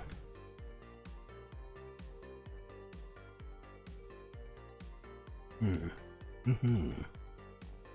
gonna peek. Oh wow. True story. True story. Looks as if at 6:43. Is global? Is globally at 6:43?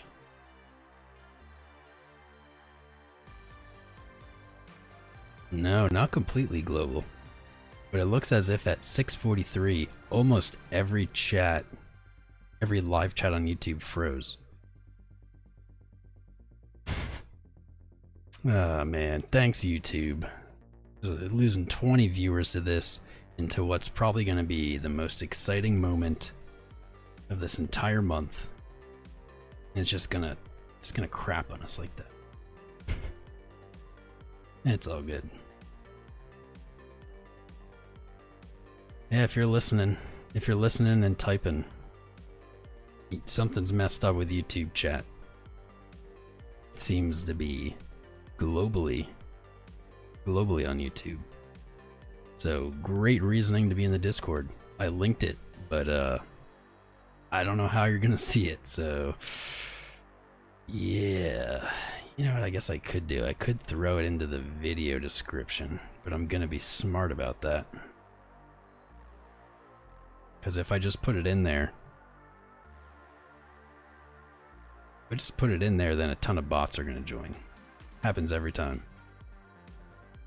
Alright. I'm putting the Discord link in the video description. Hopefully, I just saved it now. Hopefully, if you guys refresh, you'll be able to see it.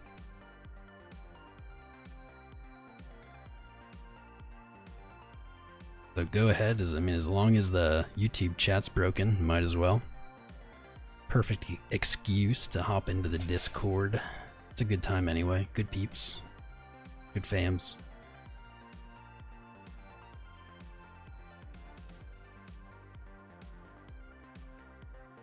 This is so ridiculous, man. This is our day to shine. This is our day to shine. The probability box is all lined up. Look at how closely it's followed this line I drew in the episode, like... Curse you. It's Whoops Tube. Classic Whoops Tube, man. Classic. So classic.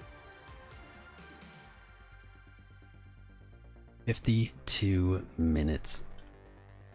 And counting. For the probability box. Prophecy to come true. And now we're disabled on chat. Dope. Well, we've seen worse. At least we're still live. At least we're still in the search results. Could be a lot worse.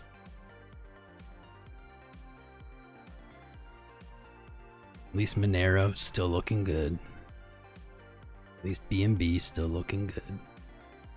You know, you always have to look at the bright side. It's easy to look at the dark side. It's easy, but it doesn't get you anywhere. So keep it sunny. I will be heckin' annoyed though. I'll be so annoyed if we close in the probability box right into 8 o'clock and chat's still frozen. I'll be pretty trolled by that. I'll survive, but I'll be pretty trolled. Pretty trolled. It's funny because it's just like everything. Never seen this before. Brand new problem. This one I thought I'd seen it all. Brand new problem. You gotta do what you gotta do. Let's go.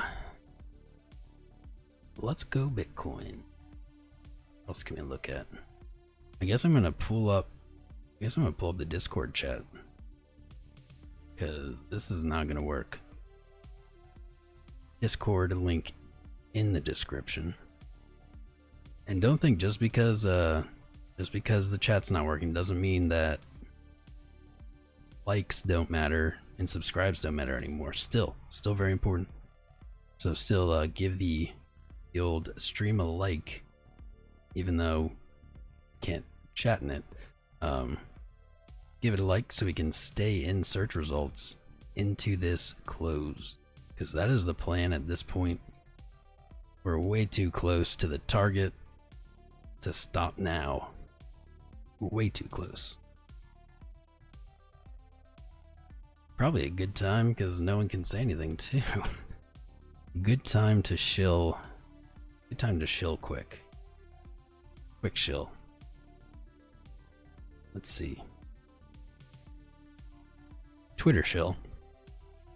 If you're on Twitter, you want to enter. I'm giving away $50 in Bitcoin on October 6th. All you have to do is retweet. Easy peasy. I would love for someone in here to win. I think it happened once. I think one time I've done a giveaway. One of our YouTube fam won. I think that was it, sadly.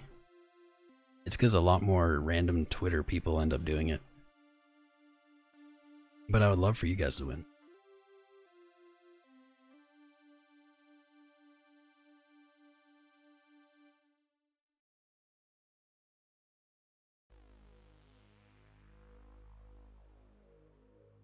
Also, next month starts tomorrow. Tomorrow is next month.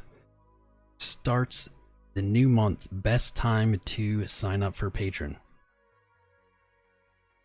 If you're interested in becoming a better trader, improving your trading skills, becoming self-sufficient, not relying on other people's charts or other people's input, being able to see what's on the chart yourself, if that's your goal, I would love to help you with that. That's what Patreon's all about. Daily posts here, full Bitcoin time frame breakdowns, technical analysis. Every week, every patron has the opportunity to schedule one-on-ones with me. This is no set it and forget it kind of thing. This is what I wish I had when I started crypto. The ability to just like talk to somebody, ask someone, hey man, like one of my favorite kind of things to say for this now is some people use Wix in their TA, some people don't. What are you supposed to use? Because how do you get an answer to something like that, especially like when it's specific to crypto and Bitcoin? Where are you going to find an answer? You're going to Google that? Good luck. Like what kind of answer are you going to get? Don't know. So really trying to offer what I would have found really valuable when I started and did not have any kind of access to. And tomorrow's the 1st. It's the best day to sign up. You wait. Every day you wait in October is a day that is just like wasted, because if you sign up later, it doesn't prorate you. So the 1st is the day to do it. Alright, that's all the shilling. Shilling's over. Shilling is over. Dang, everybody's chatting in the Discord. I like it. I'm gonna send a message. Hi, Discord.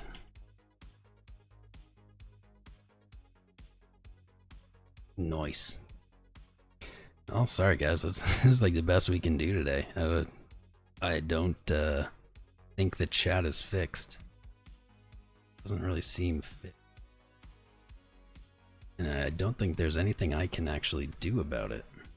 I could stop the stream, but with 45 minutes left, that seems ridiculous. Yeah, that's not gonna happen. The stream stops, we're just gonna pick it up tomorrow, I don't know. But it seems that we're not the only people.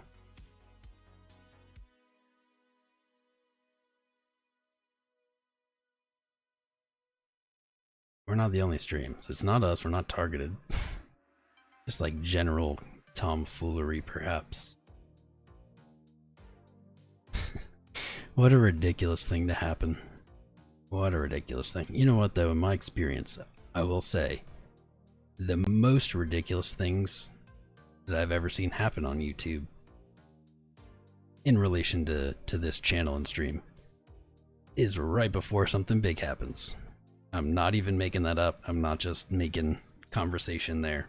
That's like actually true. The weirdest things I've had happen on this channel coming from YouTube have happened like right before big moves. What was the biggest one? The biggest one was breaking 10,500 early this year. Weirdest crap. It was literally like that night, in that moment, as it was breaking up. Who knows? I'm not even gonna speculate. Come on. We can do it, guys. We can do it. So close.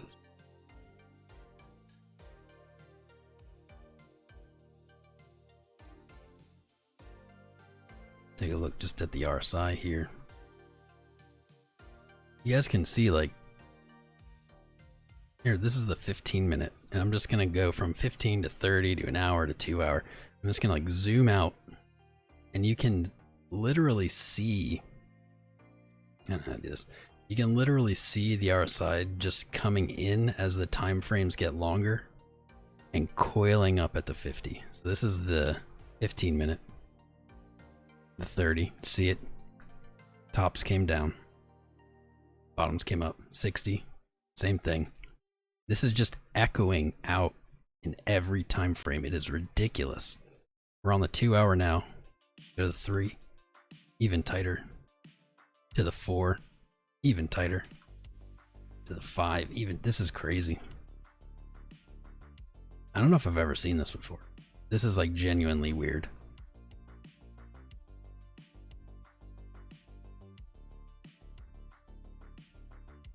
Now this is the 12 hour. Now it's like so tiny. All the way down to the day where it's just a rejection from the 50, broke the 50 and back to the 50. It's gonna be spicy. Whatever happens is gonna be spicy. 2 days below it was a 3 day above it.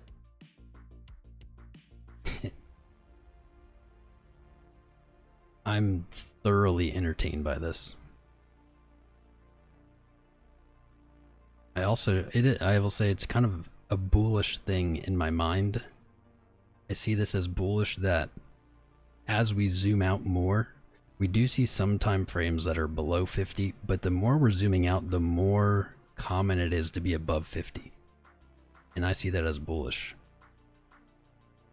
Seems actually as we continue to zoom out that it gets farther and farther up, yeah.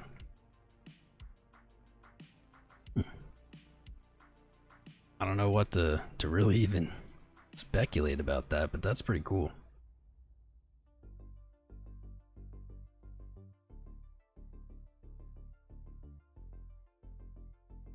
Look, there's some other time frames here. 60 day.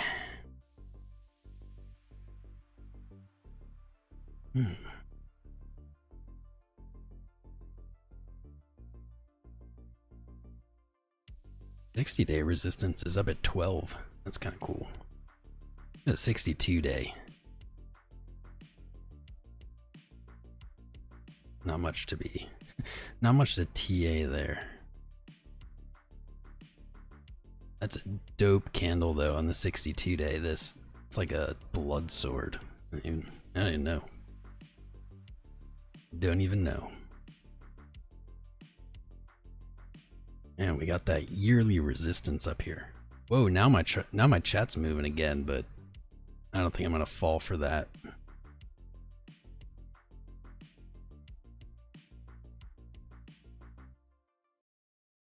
They there's like 5 messages came through and then they stopped. I don't know. YouTube. What are you on today, YouTube? Uh-oh. Oh, boys and girls, look at this. How good is it gonna feel? How good is it gonna feel if it just pops right up in there? Maybe it keeps going, that'd be even better. It's gonna be very satisfying.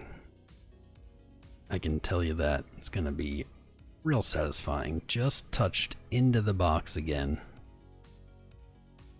Rejected from the box, 22.15. Now back in the box, rejected. An hour later. I guess that's the hourly, yep. 39 minutes left. Where is this candle going to close? Probability box. Probability box. Yeah. I have no idea what will happen if it does. No idea. Especially short term. But looking back at all those different time frames, looking at the RSI moving out, zooming out over and over, methinks that it's gonna be something spicy, guys. I think we're gonna see something spicy here.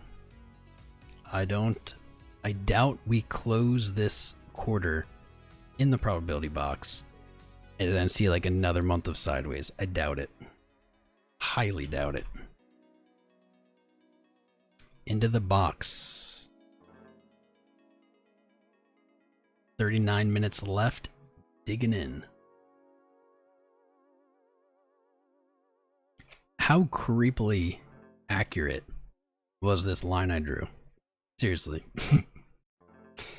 Like, yeah, that's just total luck, but how creepily accurate was that?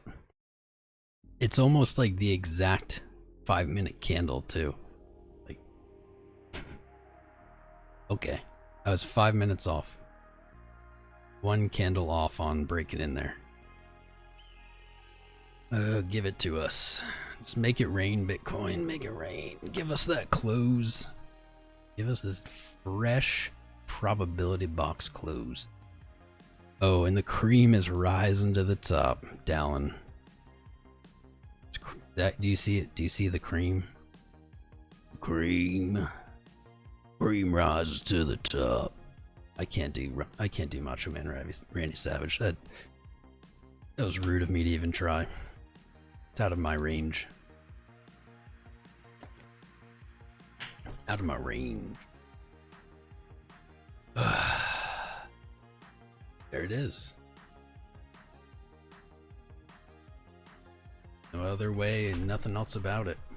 Right back into that box. Let's see. Now that we're getting close, we can kind of look at some other things. So the 4-hour resistance at 10,780, 10,840. So close in that range wouldn't be unheard of. Close above 10,780 would be really good actually on the 4-hour. Give us a 3-candle bullish setup. See if we see any examples of that. We saw a 3-candle bearish setup here, and we saw a sell-off. We're back in the box, says my alert. Back in the box. No. Here's a 3-candle bullish setup. 1, 2, 3. Rallied. Here's a 3-candle bearish setup. Nothing really happened. We got the tweezer bottom reversal.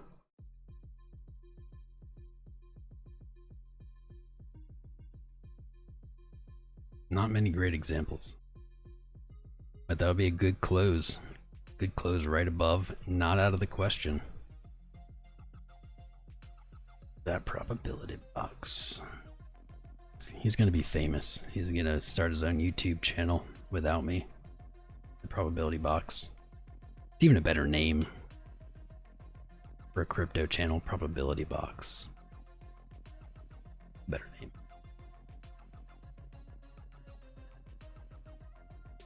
Oh yeah.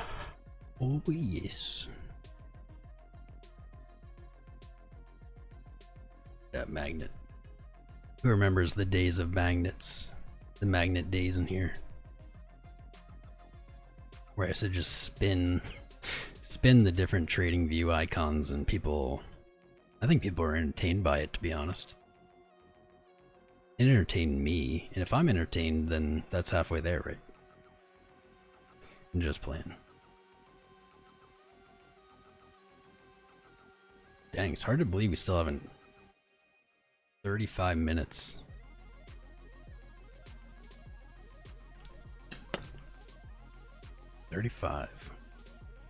Could easily go back under the box in that time.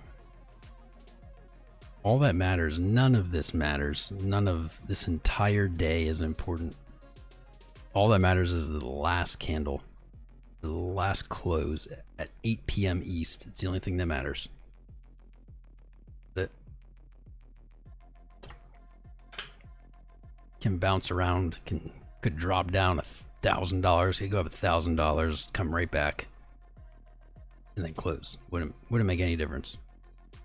Would not change what's happening in the slightest.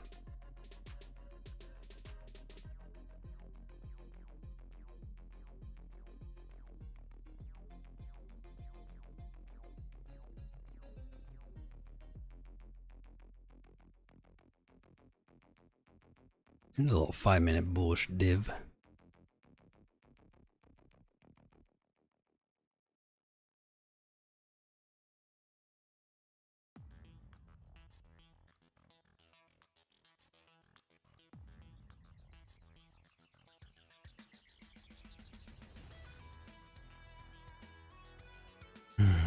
Oh, this is 15-minute. My bad. Not 5-minute.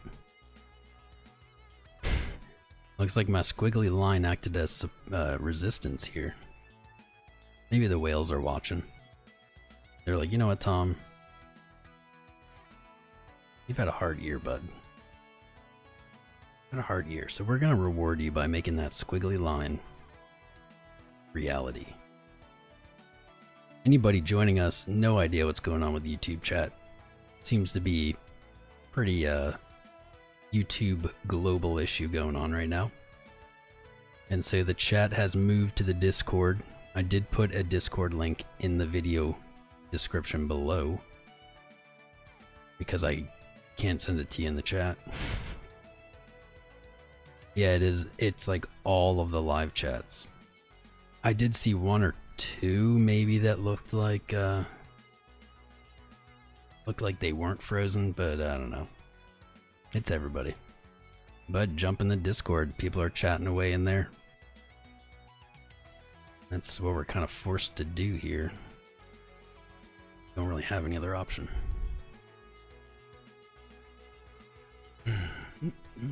Probability. Watching the bounce. For probability. Yeah, John, my voice is getting a little harshed.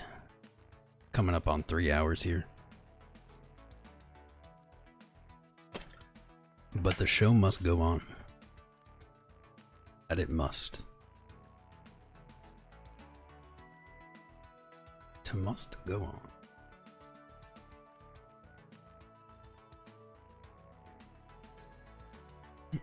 Mm.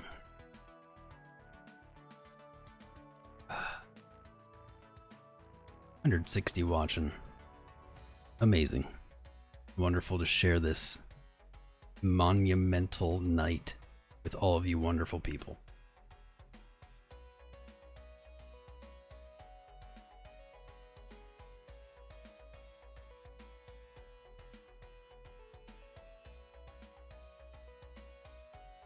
Oops. Where did it? Here we go. Hit the wrong button. Wonderful to share this night with all of you.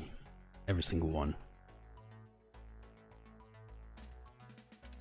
I wonder if it's gonna get extra spicy or just like a Taco Bell hot, or a Taco Bell fire, or a Taco Bell is like suicide, whatever the hottest one is. I'm down with all three. I'll take regular spicy. I'll take the super hot. I don't care. I'm easy going. No sweat off my back. Yep, Ja. I think it actually was Ja. Ja had plans. He had plans. He had to pull a bunch of strings and favors just to have YouTube chat shut down tonight, just to force everyone to Discord. That was his plan. He talked about it months ago. We planned this, just to get everybody in. Seems like it worked. Dude, that squiggly line, I feel like I should delete it so that price could go. What do you guys think? It seems seriously like it's resistance. It's obviously just, it's coincidence, but it's like spooky coincidence, man. Look, there's like 1 pixel in between this top candle and that squiggly line. They're like 1 pixel. Go ahead, Bitcoin. You've got 29 minutes to shine, buddy. Shine. Just shine away. Do it. Go home to your probability box. It's where you belong. You know you want to. Go ahead. Yeah, do it. Do it. You should just whisper to Bitcoin more.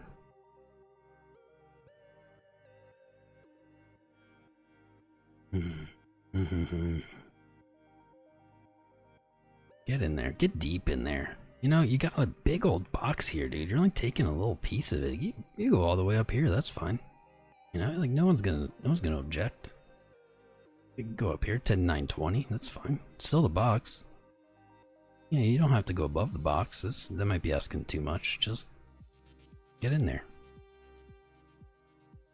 Pick yourself up by the bootstraps. Get in there. I believe in you.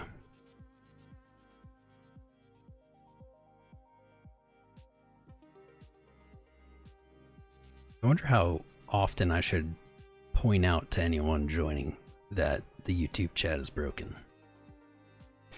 All across YouTube.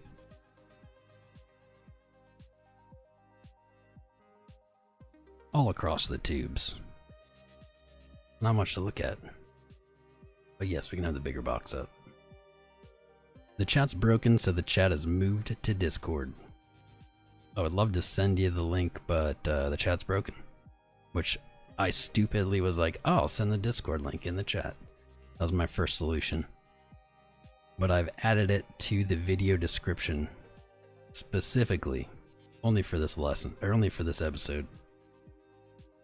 So there is a link in the video description below. Come join. It's wild in there. People are chatting away. Nice. Put up a text box. I could put up a text box with the Discord link, but then people have to type it in. I feel like it's easier to just tell them that it's in the video description, don't you think? That was my reasoning, but yeah, I don't care. I can just do this. There we go. Yes, that'll do.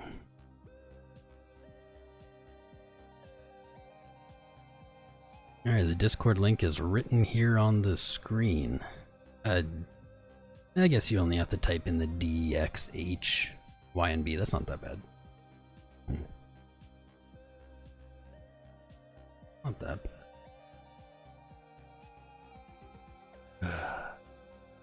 What are we gonna do for the next 26 minutes? I'm like sitting here in just like tense, like ready for this box to to bring the spice, man. I'm super ready.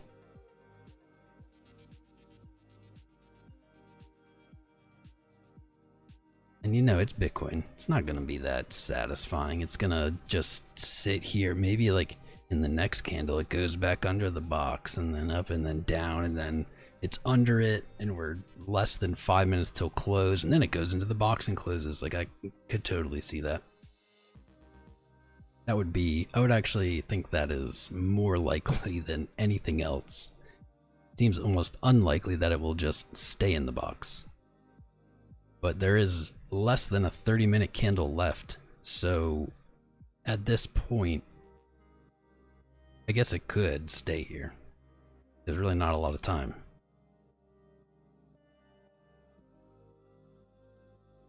Just think of it this way. Where did the daily open? 10.846. I love how I'm like so psyched for this probability box, okay? And it's still the daily closing red. It's still the monthly closing bearish engulfing, but I'm still super pumped about it closing in here. Super pumped. That's funny. That's funny. Nice. 30-minute escaping its 200 moving average. Wonderful sign.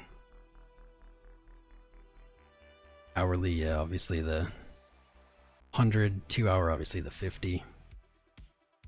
Little morning star action here on the 2 hour though. Okay.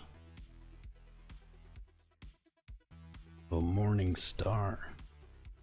Here we go. It's the 4 hour that's being needy. Wow, if we break up here, if we do, we'll see 100, 200, 4 hour cross.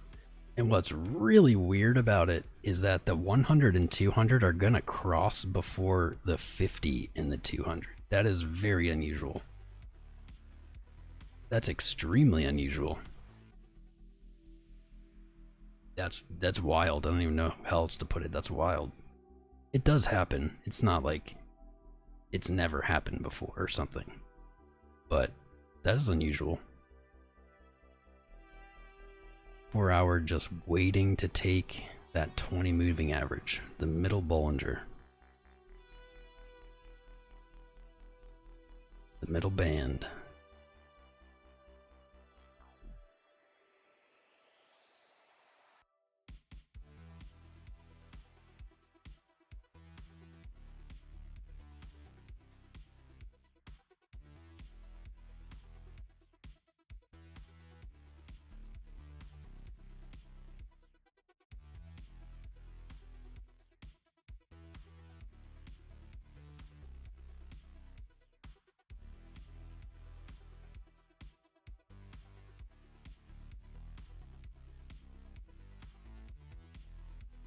Coming up on only 20 minutes until the end of Q3.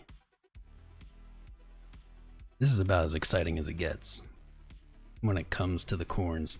Unless you want to talk about like moon pumps. But other than moon pumps, this is about as exciting as it gets. Like we're sitting here, we're in where we want to be value-wise for this close. We've got not even half an hour left. This is nail biting. Yeah, Bitcoin's doing the sneakies, man. Sneaking. Yeah, maybe everyone just do some jumping jacks. The blood flowing.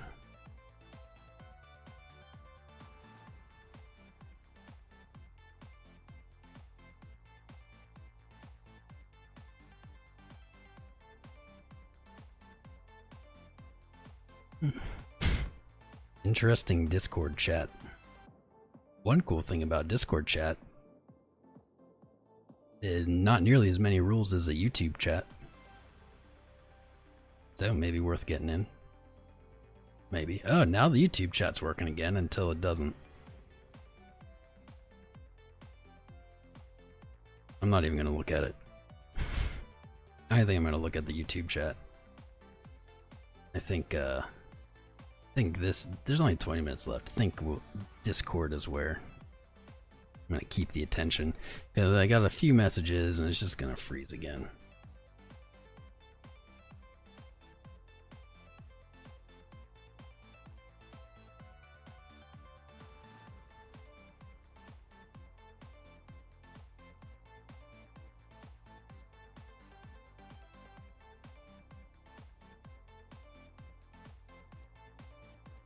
Marcos Rodriguez.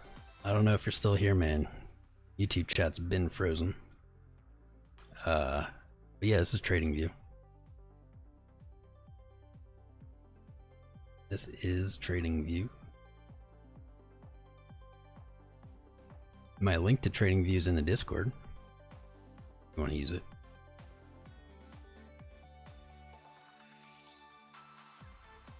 Tomas. What's up, Tomas?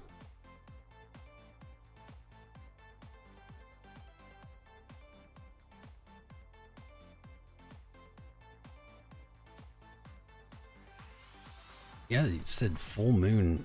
You've said two people have said it's a full moon. Is it a full moon? Oh yeah, Thursday, October 1st. It's the full harvest moon. That's actually tomorrow. Full moons. I don't believe in any kind of mystical, spiritual, magical stuff, but I do acknowledge that full moons, and in that sense possibly as well new moons, do have effects on markets. I don't think that effect is magical or supernatural. Yep, the chat's frozen again. I don't think that effect is magical or supernatural. I think there's a physics. I think there's an effect that can be explained in physics, and it does seem to impact markets. We seem to see high volatility times during full moons. Not every time, but it's a little more than coincidence, a little more than random, I think, because a full moon's only what, every 28 days. So it seems to happen more consistently than that statistic would suggest. Let's put it that way. Many times we've seen big moves on full moons. Big volatile moves. That's tomorrow. Wouldn't that be nice though? We close in the box, maybe we close a little higher. And then tomorrow we have like a crazy volatile day. That'd be dope. That would make my life. We're gonna be doing a big long stream tomorrow, guys, so be ready. I want you all to rest up after this excitement ends tonight. Get some good sleep, because we're gonna have a big day tomorrow. We're gonna have a lot to talk about. A ton to talk about. And talk about this. Whatever happens. It's gonna be spicy tomorrow either way. Because if we get a bad close, then it's just gonna be spicy the other way. So it's really spice or spice, not a lot of other options.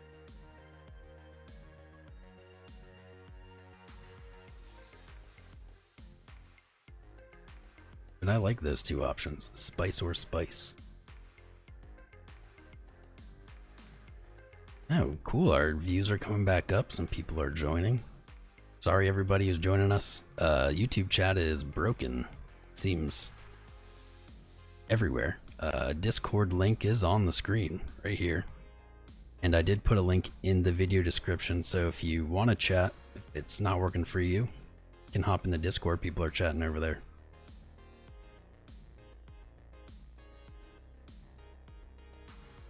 Don't really have any other option at this point. Can't fix it on the fly.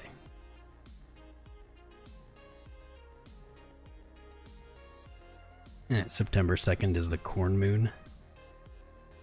If I was a whale, I would make Bitcoin moon on the corn moon. That's what I would do.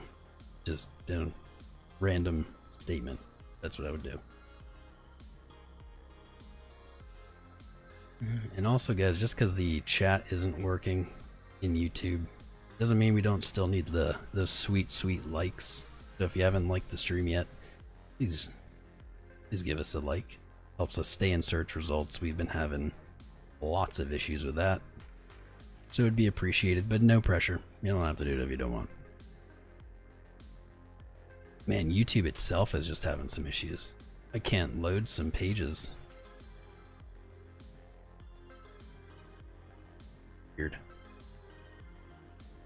Weird. Oh, we're back in our probability box. The most probable range of value, according to my analysis, that today's daily close would close in monthly, quarterly. It was looking grim. I bet there were many doubters. I bet there were many people doubting the probability box down here today, down here today. And that's okay. But it looks as if Bitcoin had different plans, doesn't it? Maybe. Knock on wood. Still have 15 minutes, anything can happen. It's only $23 above our price range. That's nothing. We could, in one candle, see double that, triple that. So the bird is not cooked yet, but it's getting close to done. Depends how well done you like your bird. That's the real answer. But it's awesome to have so many people back watching. We were taking a break this month, totally understand. This month was, especially if you were around all of 2020, that 3-month stretch was brutal, and then to have this like month stretch of sideways again, I think it made it extra brutal. Made it like extra hard to digest. But it's coming to an end, I have a feeling. I think this sideways is coming to an end. And hopefully we will have a good view of what that means for the rest of 2020 after tonight. Very exciting. Very, very exciting. I love how the chat started working for a second, and then I said, I'm not going to use it because it's just going to freeze again. And then it literally froze again immediately after I said that. I haven't gotten a single new message. No YouTube. YouTube.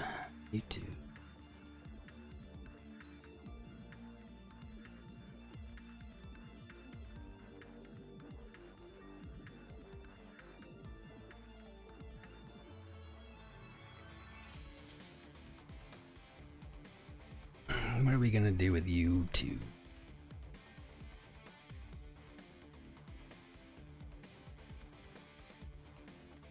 Oops, just something here. Funny idea. While we're waiting, I have a funny idea.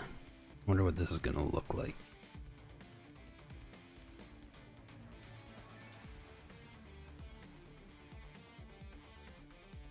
All my screens are, it's like opening things on different screens.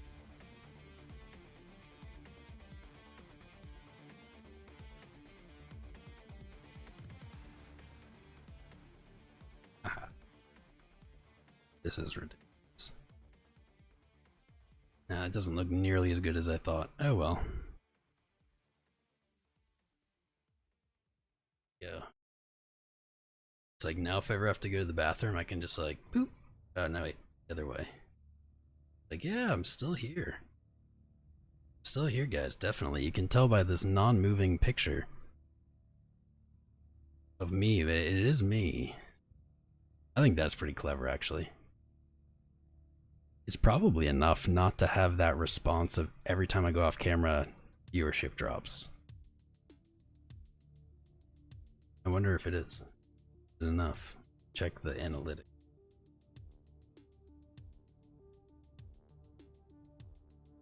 It's looking like it's working. Looking like it's working. Typically, if I turn the camera off during these streams, viewership immediately starts to drop. I wonder if that's because new people join and then don't stay. Because I doubt it's like people watching are like, wait, the video's off, I'm out. I don't really see that being the answer. Maybe. Who knows what, you have like 170 people. It's impossible to know collectively what they're thinking. I'm entertained though. I'm definitely entertained.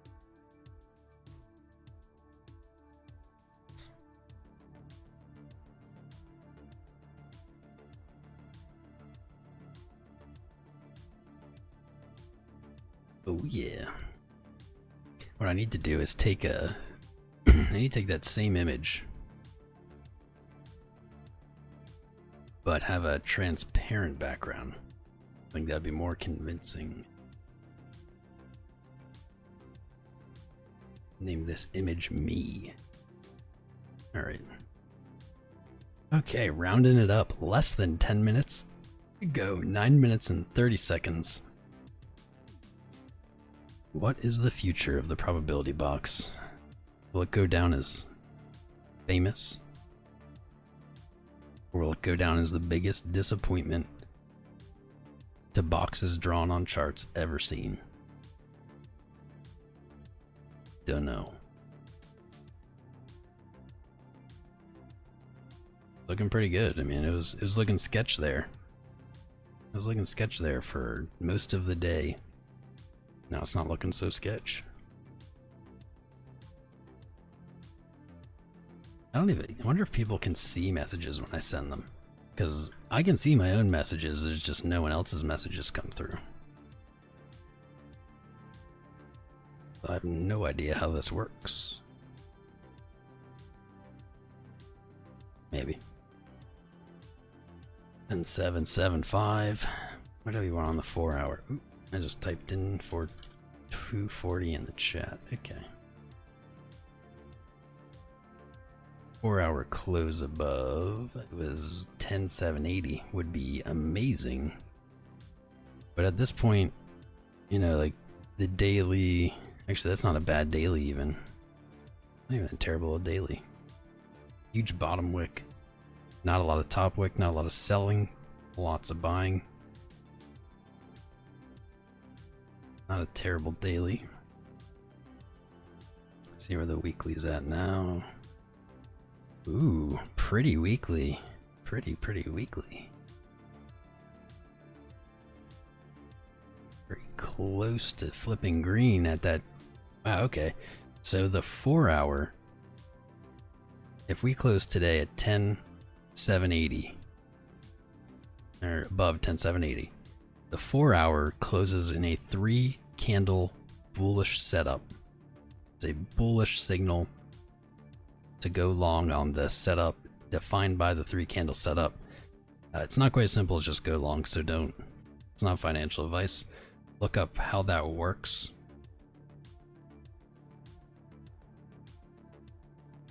But what's interesting is, so if we close that, we close with this bullish 3 candle setup. But then the weekly also flips green at the same time, at the same value. That's pretty spicy, actually. The monthly just looks like crap regardless. I mean, unless we fly up into these other boxes. It's gonna look ugly regardless. That's okay. Because all we care about is this 3 month for today. All we care about. Look. We're above it. 6 minutes. Only 6 minutes. 6 minutes for a quarterly close. This does not... You don't see this every day, folks. You don't see it every day. This is a once every 3 month occasion. Ooh, Mama Jedi. Sorry, Mama Jedi, it's great to see you. I've been sending you good energy. I haven't heard from you. Was hoping you were doing all right. You joined us at an exciting time, but also a time where the YouTube chat is, for the first and only time ever, not working. while we're streaming. Kind of keeps going in and out, but it's mostly just out.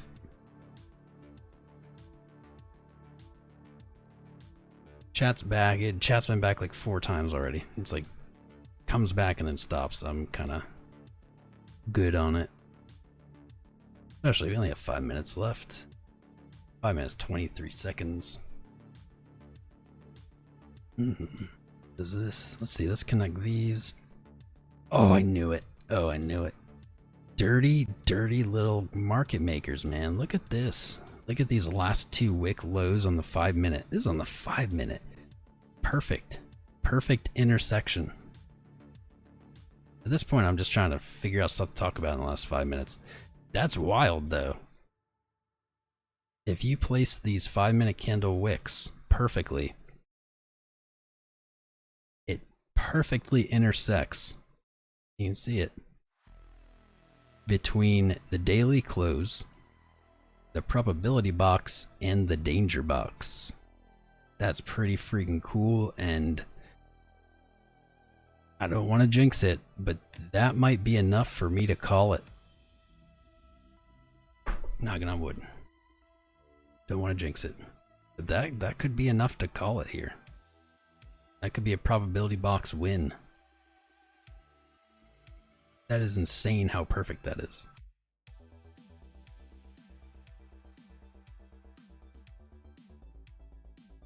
Cool. QQ. Yeah, no problem, Mama Jedi. Hasn't been a lot going on lately, so there's not a lot to miss, unfortunately.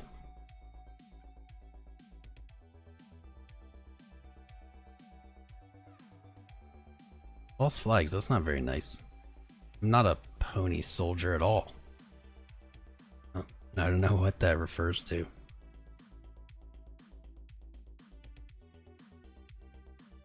Don't know. Cool, I guess the chat's working again, maybe. Yeah, we're definitely not gonna look at any other coins in the next 3 minutes. Not a chance. We have a quarterly close on Bitcoin here. We're $10 above where we need to close. This is a nail biter. This is an absolute nail biter. Good, Mama Jedi. I'm happy to hear that. I worry about everybody. You guys think like Tom probably doesn't even know who I am. But I've probably worried about almost anyone who has frequented these chats over the last 1.5 years or so, when they just disappear, especially during 2020.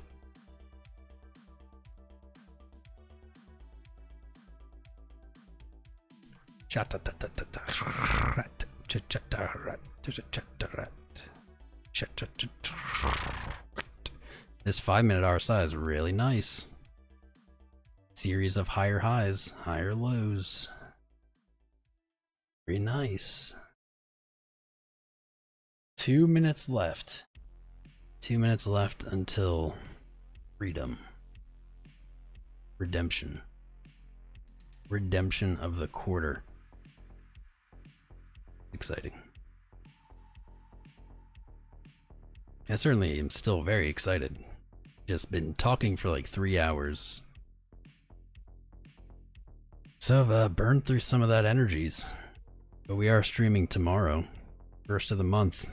Best time to stream. Best time to sign up for Patreon. That's for sure. And I'm probably not going to shill it anymore. I think we're good. Tomorrow, definitely going to be shilling it though, so prepare. Don't be caught off guard. Yeah, dude, what crazy timing for the chat to come back. Like, in the last 5 minutes. In the last 5 minutes. Do it. Do it, do it. After this closed, go check out the giveaway if you have a Twitter, or you can make one, doesn't matter.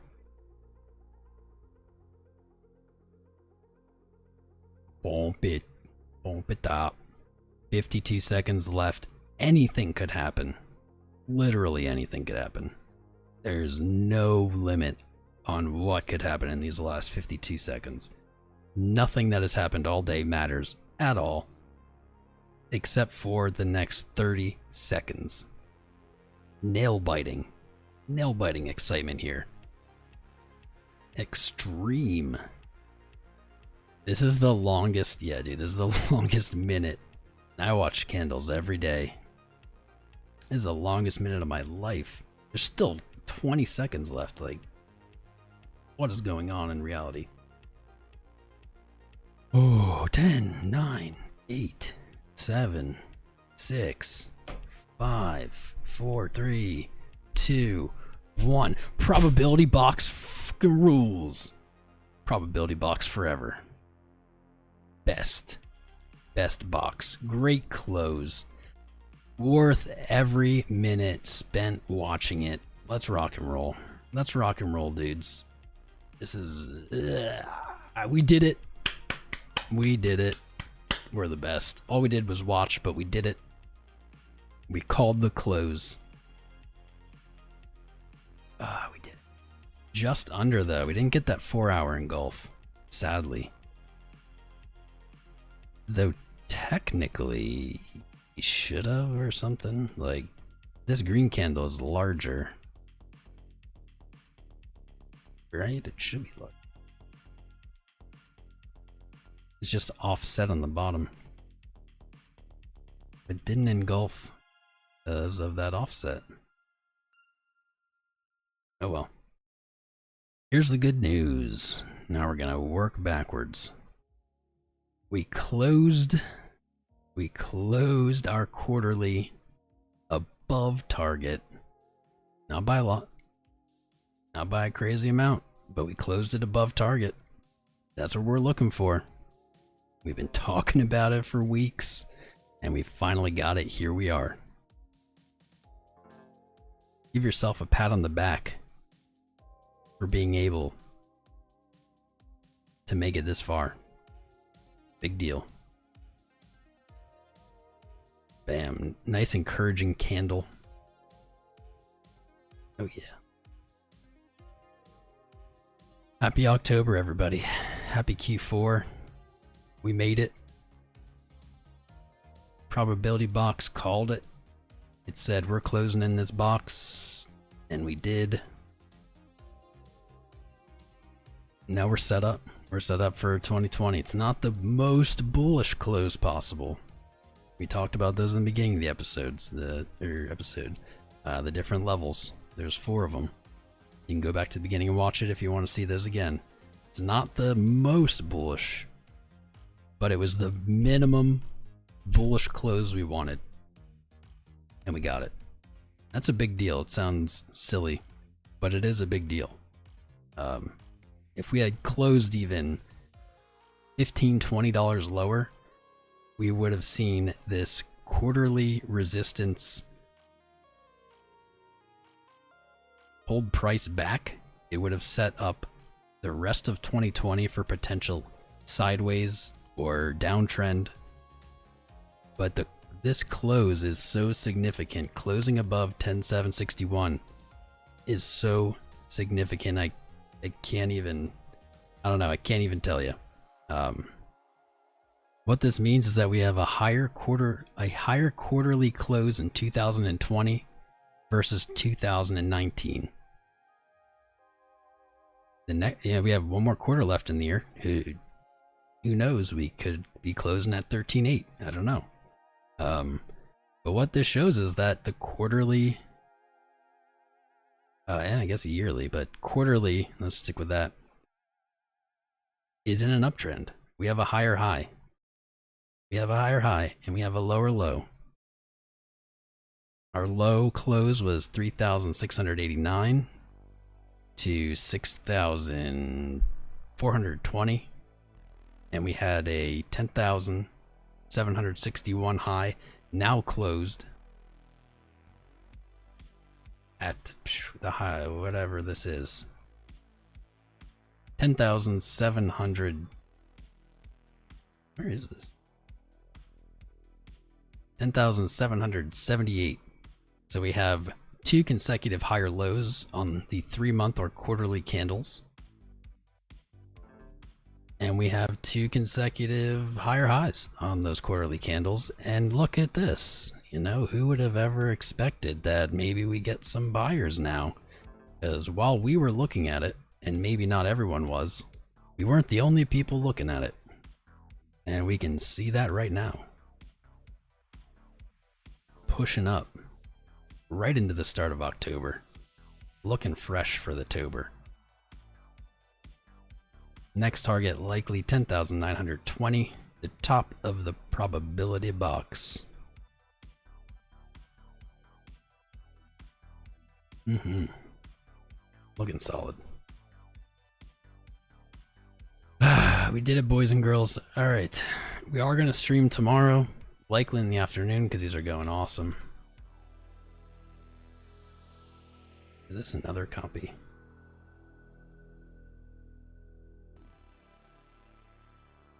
Probably 4:30 East, same as today. So I hope you're all there tomorrow. I'm not shutting the stream down yet or anything, but we did it, so that's awesome.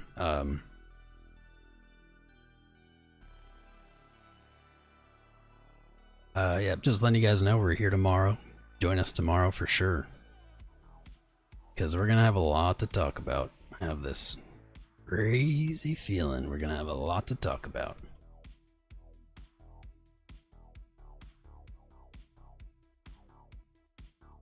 Oh yeah. So definitely join tomorrow. It's gonna be a good time. Gonna be a long stream.